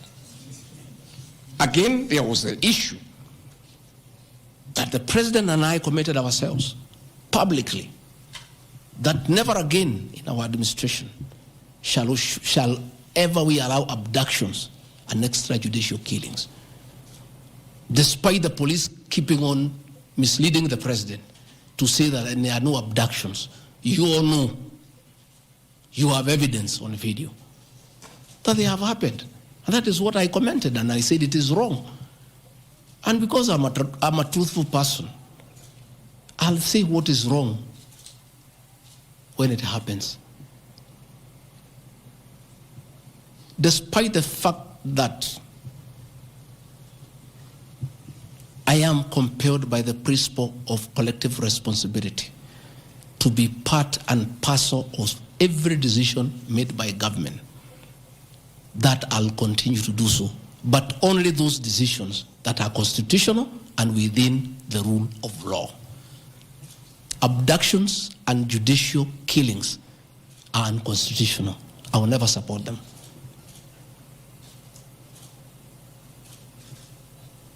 President William Ruto has been criticized left, right, and center. I have not seen him take anybody to court for criticizing him. Why is Rigathi Gachagua being impeached for calling out the Director General of the National Intelligence Service? The Deputy President is criticized daily. The judiciary is criticized daily. The media is criticized daily, including the Star, whom I've criticized today. But that is as far as it goes. And again, despite being just the Deputy President, I enjoy a constitutional right in the Bill of Rights, freedom of speech. And if the Director General of the National Intelligence Service was aggrieved, there are mechanisms of how he can take me to court and sue me for defamation. And I'll be able to argue why I said what I said. So that is not a ground for impeachment. I mean, that is curtailing liberties, the freedom of expression, the freedom to hold public officers accountable for their actions.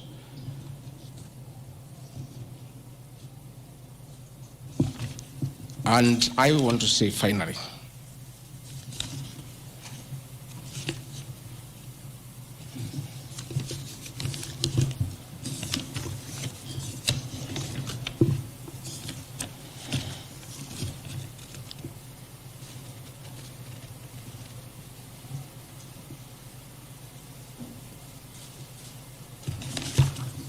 I think I've literally addressed all the grounds because I felt it's important for the people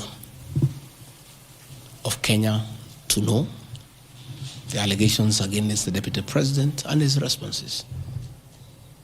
And as you have heard, though you are not judges and you are not advocates, there is nothing here that violates the Constitution. There is no gross misconduct. There is no crime that has been committed.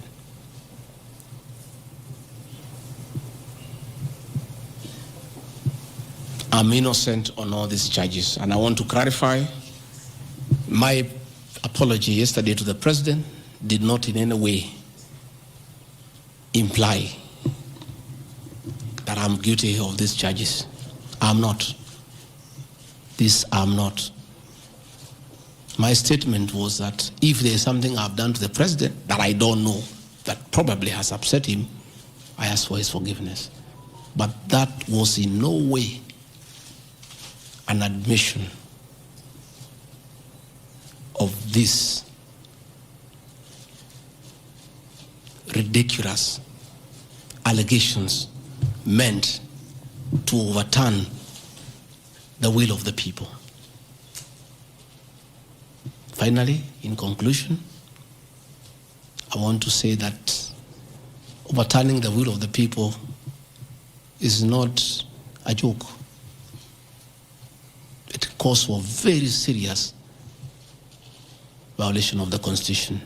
None of these issues here meet the threshold. We'll go to Bunge tomorrow. I'll be there at 5 for 2 hours, and I'll put my case. In the unfortunate event it proceeds to the Senate, I'll be there again to prove my innocence by way of evidence.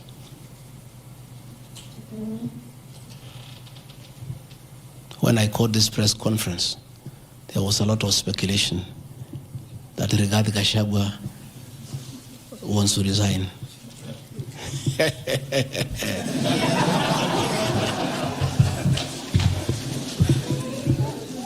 This is a man elected by 7.2 million Kenyans. How dare you suggest to him that he can do so without public participation?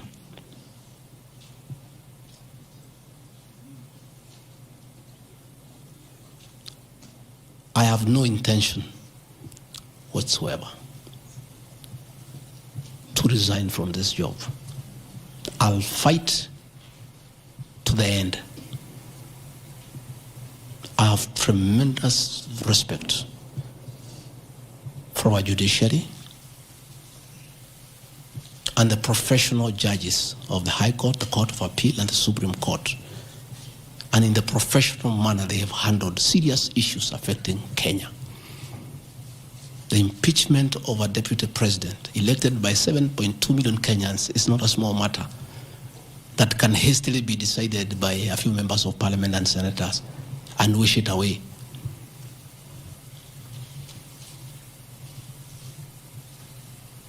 I'll submit myself to independent institutions to get justice. And I'm sure, I have no doubt in my mind that I'll get justice. And this impeachment will be thrown out. And I'll carry out my duties as deputy president. That is why anybody sending feelers to me to resign is a joker. And I found a few of people using my friends to come and sweet talk to me. Please, my friends, I don't want to become enemies with you. When you are given such silly messages, don't bring them to me. I have no intention. I cannot resign. I did not give myself this job. I was given by the people of Kenya. I've done nothing wrong against the people of Kenya whatsoever. I've worked hard. I've been very loyal to my boss, President William Ruto. I have worked hard every day.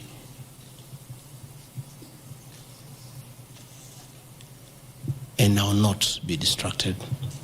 I think there's one issue I've forgotten, one ground. The issue of the shareholding, isn't it? Even you guys can remind me if there's one issue that I have not dealt with.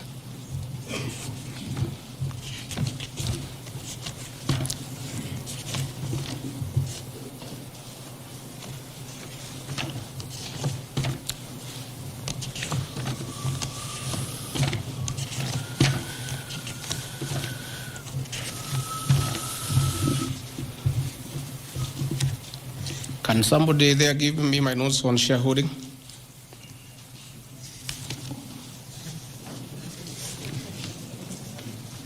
Yeah, I have them here. That's okay. Yeah. This is an important one. There are several. I had not. There are a few silly ones. There's one that.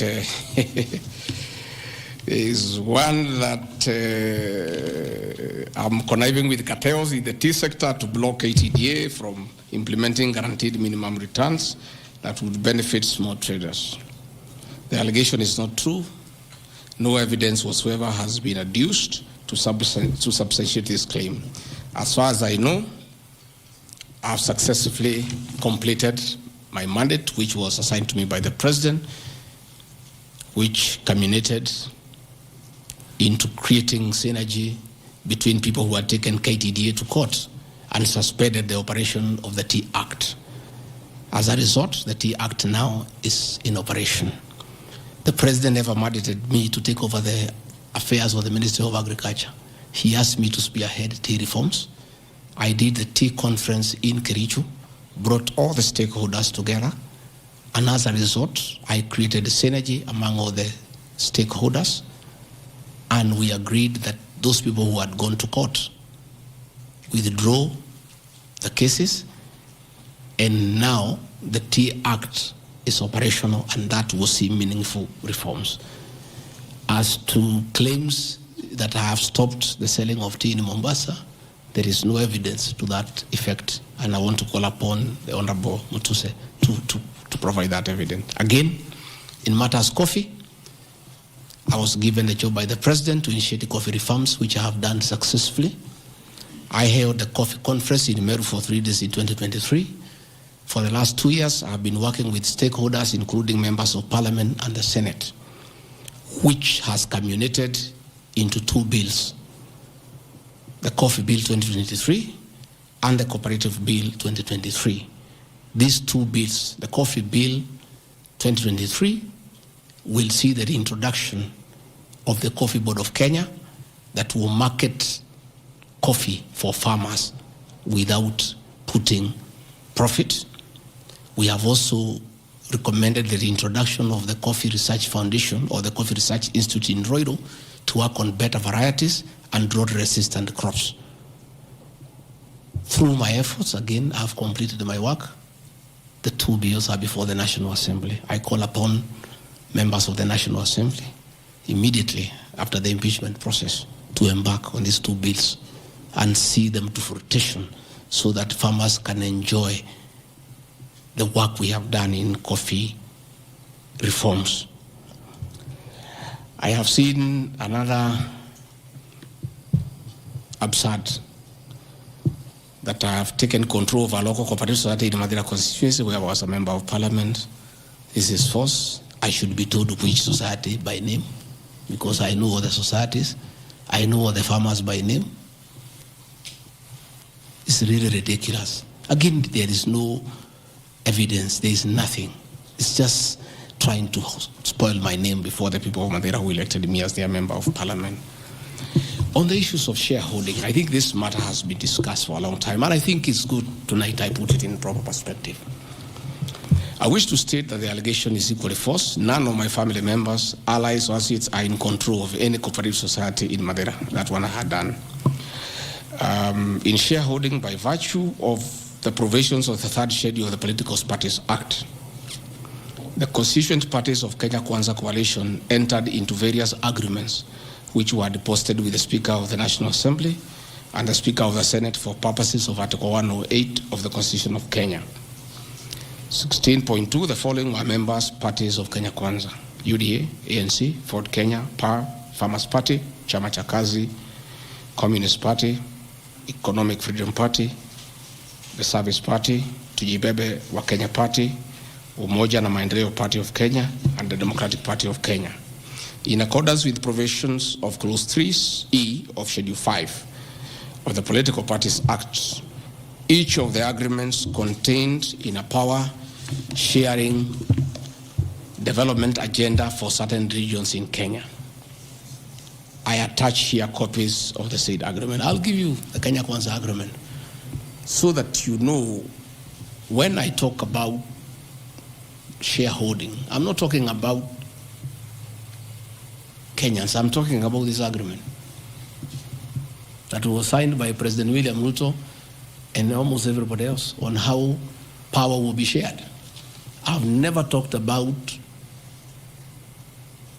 sharing resources. I have been talking about power sharing for people to get what they deserve in sharing power in accordance with this agreement. Like, for example, in an agreement between UDA, ANC, and Ford Kenya, the UDA would nominate the president and the deputy presidential candidates, which has happened. I got my share, although I have no share certificate. The president would guarantee the stature, dignity, financial and operational autonomy of those of the deputy president. It's in the agreement. The office of the deputy president will be allowed specific duties identified at Article 21 of the agreement. ANC will be allocated a position of prime cabinet secretary to be established within 14 days. It was given to Musalia. The office of the deputy president, Ford Kenya will be allocated the position of the Speaker of the Assembly, which was given to Moses Wetangula. In accord with Article 2.1 of the Power Sharing Agreement, ANC and Ford Kenya would have a 30% share of national government positions. So, the Honorable Musalia Mudavadi, the Honorable Wetangula, and the people of Western, please don't condemn Rigathi Gachagua. The agreement is here, defining your share in the government. It is not me. I did not sign this document. It was signed by Musalia, Wetangula, and President William Ruto.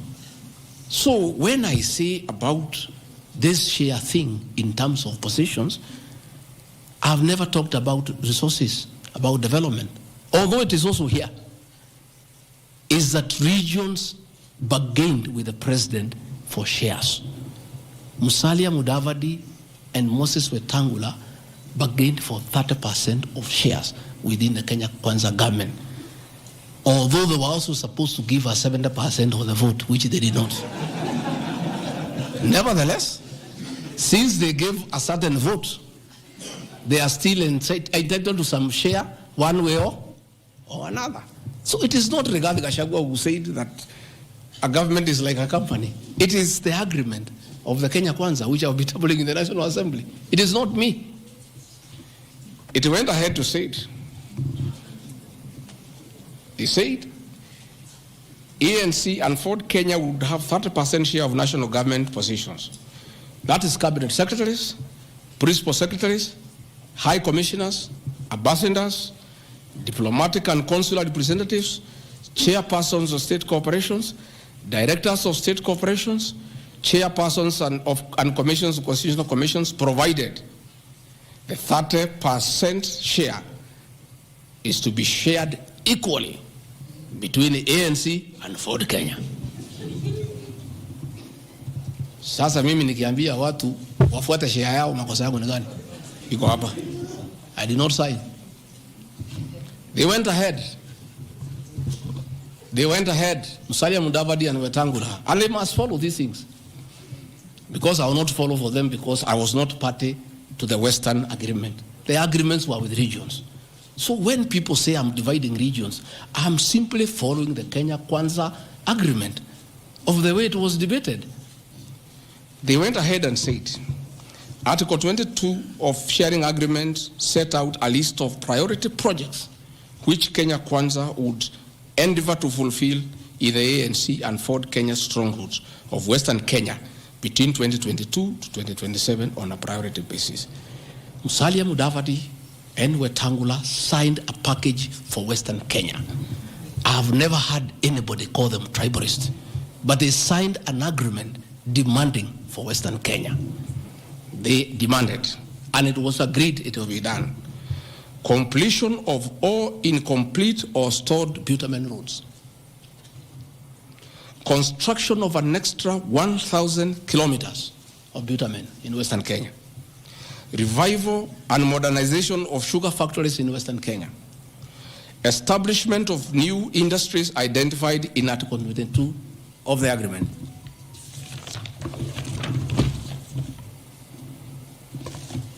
Ladies and gentlemen,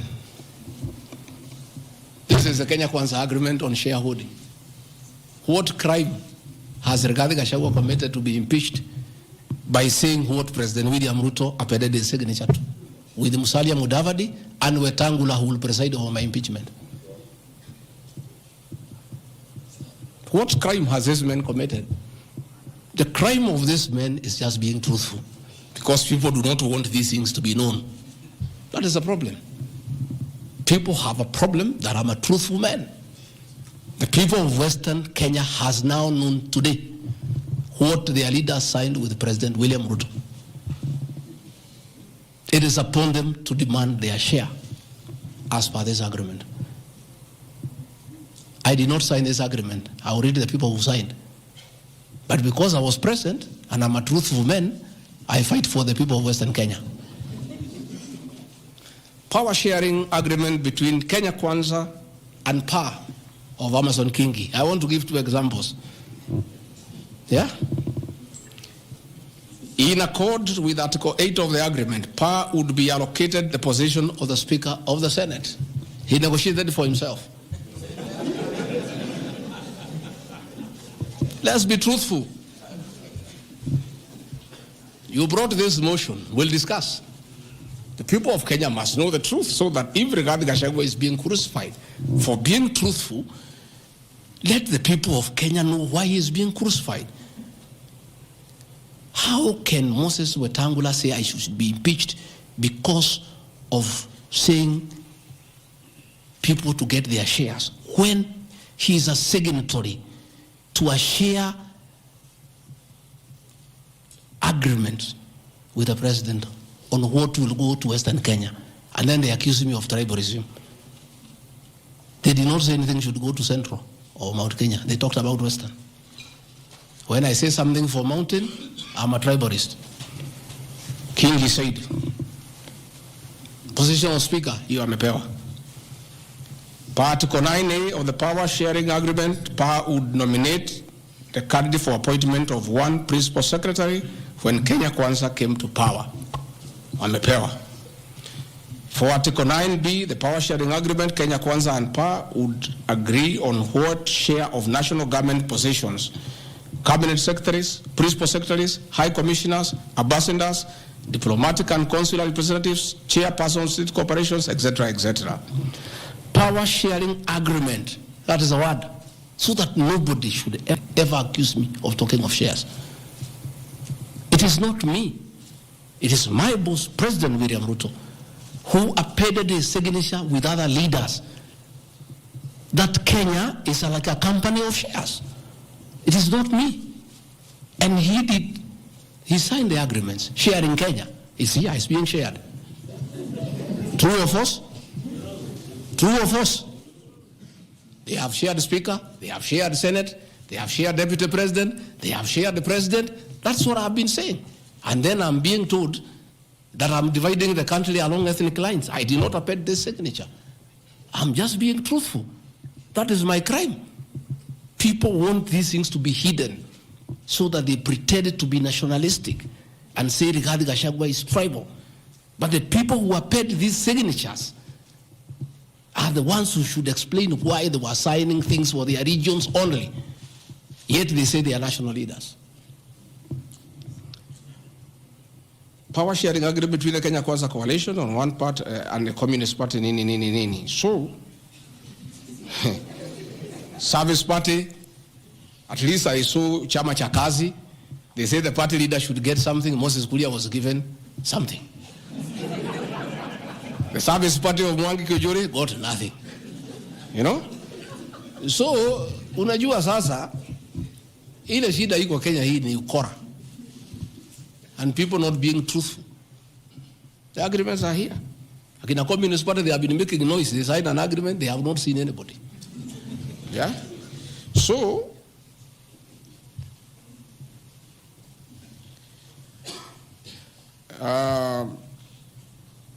my speeches on the shareholder issue are informed by their aforesaid power sharing covenants, which are founded on law and lessons learned from the well-known disputed 202 NAC power sharing agreement.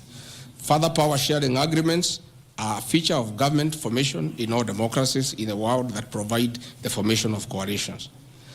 My pronouncements on the issue, properly understood, are not only anchored in law, but entirely harmless and incapable of being construed as a basis for ethnic animosity, a danger to national cohesion, or a threat to national unity.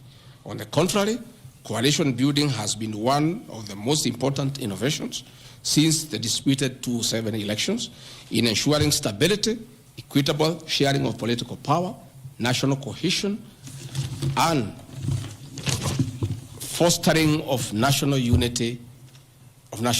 Indeed, Kenya Kwanza's main opponent in the 2022 general election, Azimio la Umoja, One Kenya Coalition Party, was a political party consisting of 25 or so political parties who also executed a power-sharing agreement as required by Schedule 3 of political parties.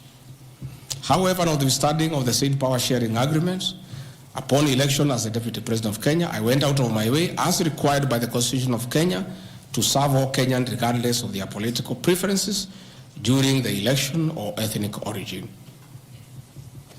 I'll produce videos on all those things. Again, my decision to embrace the broad-based government following the decision of the cabinet after the Gen Z protest is that I support coalition building. And even when the Honorable Right Odinga came, he got some shares. True or false? I mean, surely, why is Rigathi Gachagua being vilified? By just being truthful. You know, it's good to be truthful. I have heard that my saying we observe this agreement is a threat to national unity. I have never been caught by the National Cohesion and Integration Committee to tell me that I have said something that can create ethnic disharmony. On the issues of one man, one vote, one shilling, I am told again that it can create tribal hatred. How? The one man, one vote, one shilling is not a formula for Mount Kenya region. Far from it. The one man, one vote, one shilling talks about equity. The gist of that formula is that all Kenyans should be treated equally. If we are giving bursary to the children of Kenya, let us agree how many children we have. If there are 30 million and we have 100 million, we divide equally and distribute to every constituency to those children.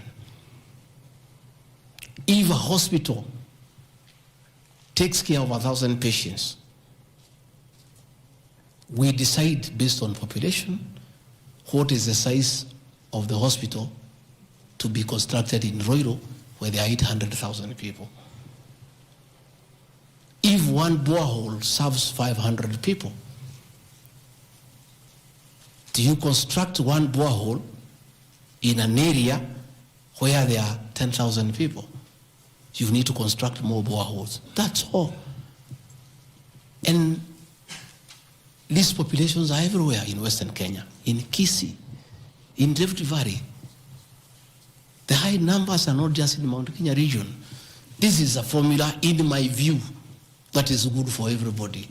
Again, it is not a law because I pronounce myself. It's just an opinion.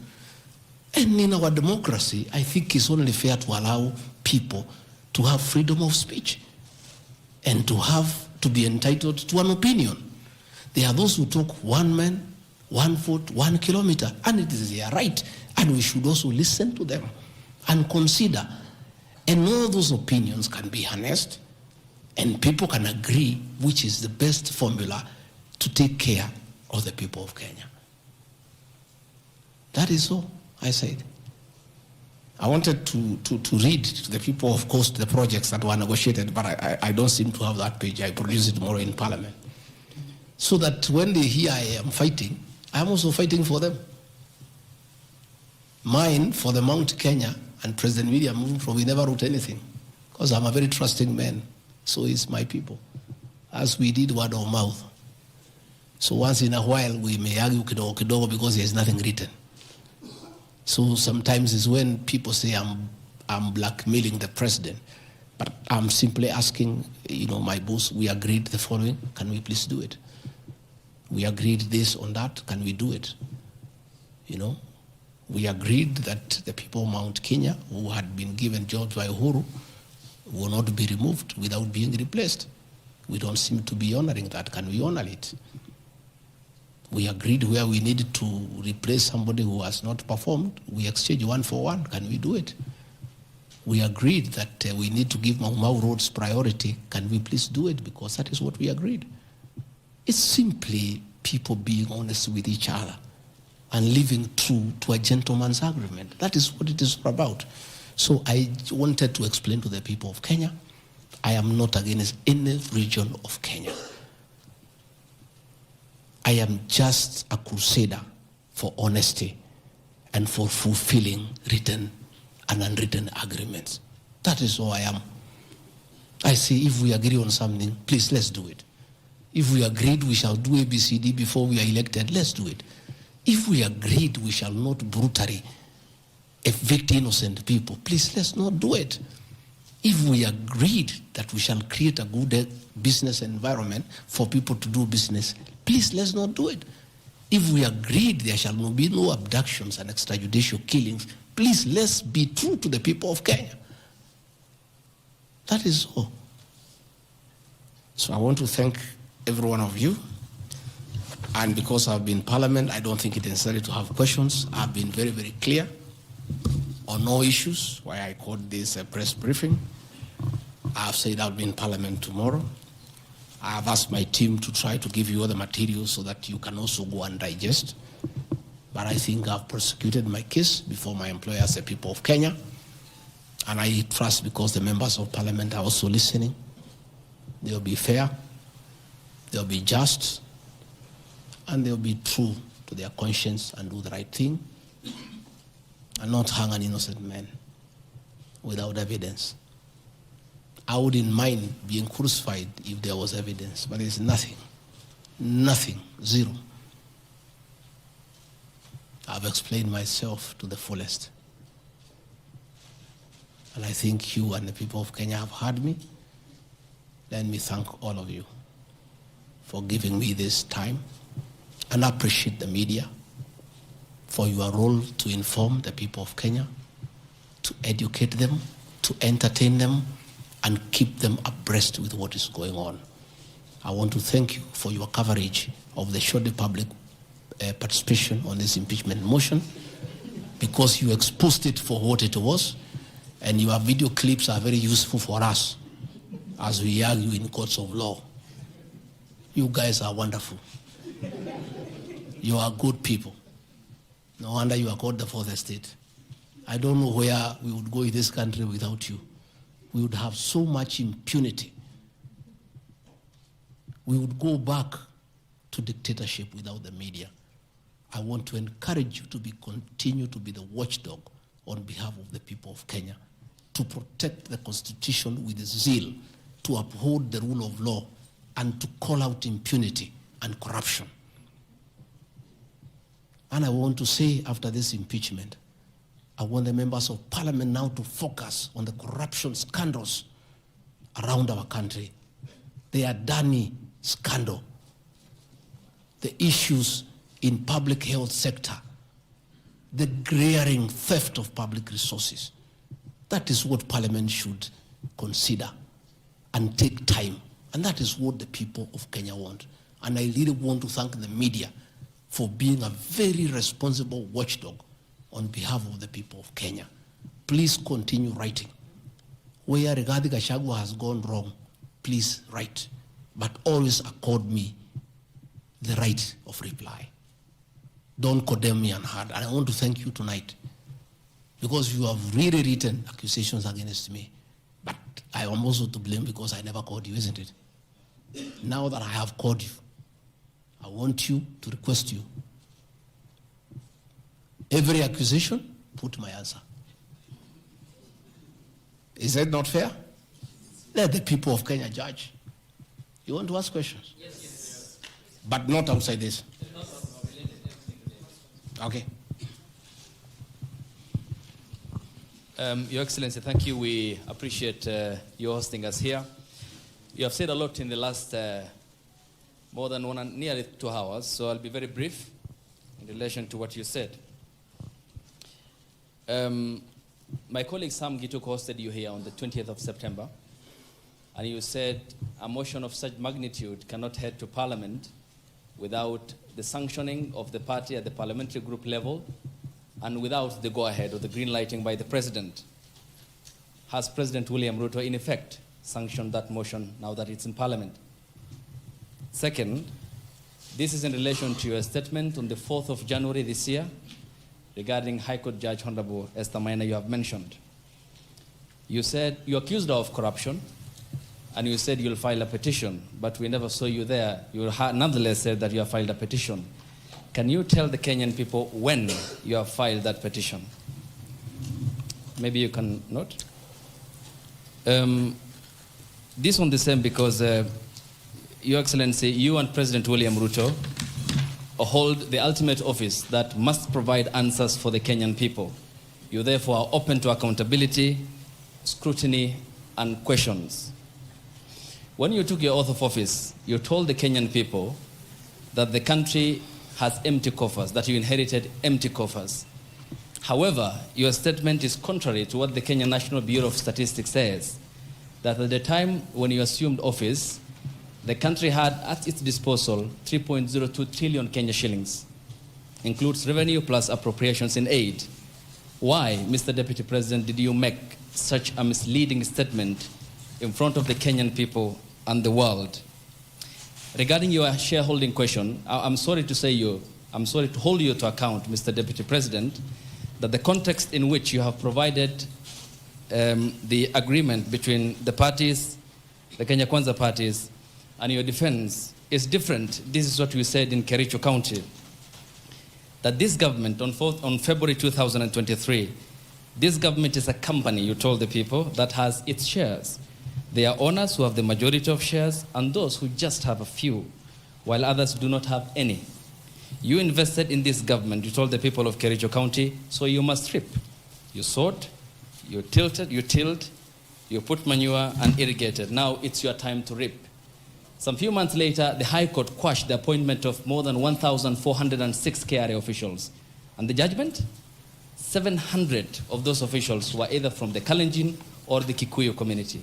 How much of a responsibility will you take, being part of the presidency, of such gross locking out of Kenyans who qualify, who are competent, who merit, yet half of those appointments went to only 2 communities? That's enough. Thank you. One, the issue of Justice Minor is sub judice. I don't want to discuss it because it's a matter before court, but I'll be able to give you the date when we filed so that you can follow the petition. As to the issues that this motion cannot find its way to the Assembly without the President nod, that is true. It can't. It has its nod. As to the issue of shareholding, again, this is a matter that I'll be prosecuting. By answering your question, I'll delve into the merits and the demerits of the argument that will come up. But I also want to remind you that I did not say that it's a company. I said like a company. Like. You look at the clip, it's there. Like, I gave an example. And a company has shareholders. I've just read to you there's 30% here for somebody. That's what I was saying. I was just being truthful without removing the agreement. Again, I am not responsible for making appointments in Kenya. I don't make any appointments. The Deputy President does not appoint anybody. You know, the appointing authority. Ladies and gentlemen, because my lawyers tell me we don't want to delve into the merits and the demerits of the presentation that I've made. Yes, Karanja. My name is Ibrahim Karanja from NTV. I don't know if I can get a mic, please. My name is Ibrahim Karanja from NTV. Your Excellency, when you apologized to President Uhuru Kenyatta, you said that the words used then were out of political reasons. And that's why you are apologizing. So why should Kenyans believe you today that what you're saying is not for political reasons, for your own immediate benefit.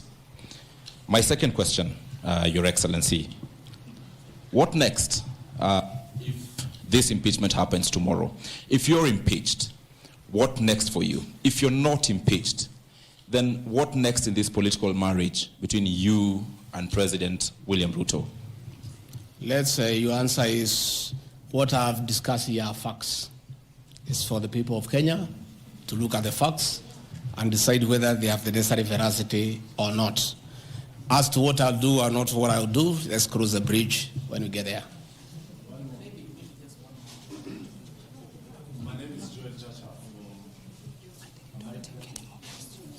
I think, good people, we have had a long night. We have had a very long night, and you need to go and file your story. I want to once more thank you very much. Good people, asanteni sana, Mungu awabariki. Tutaonana kesho. Thank you.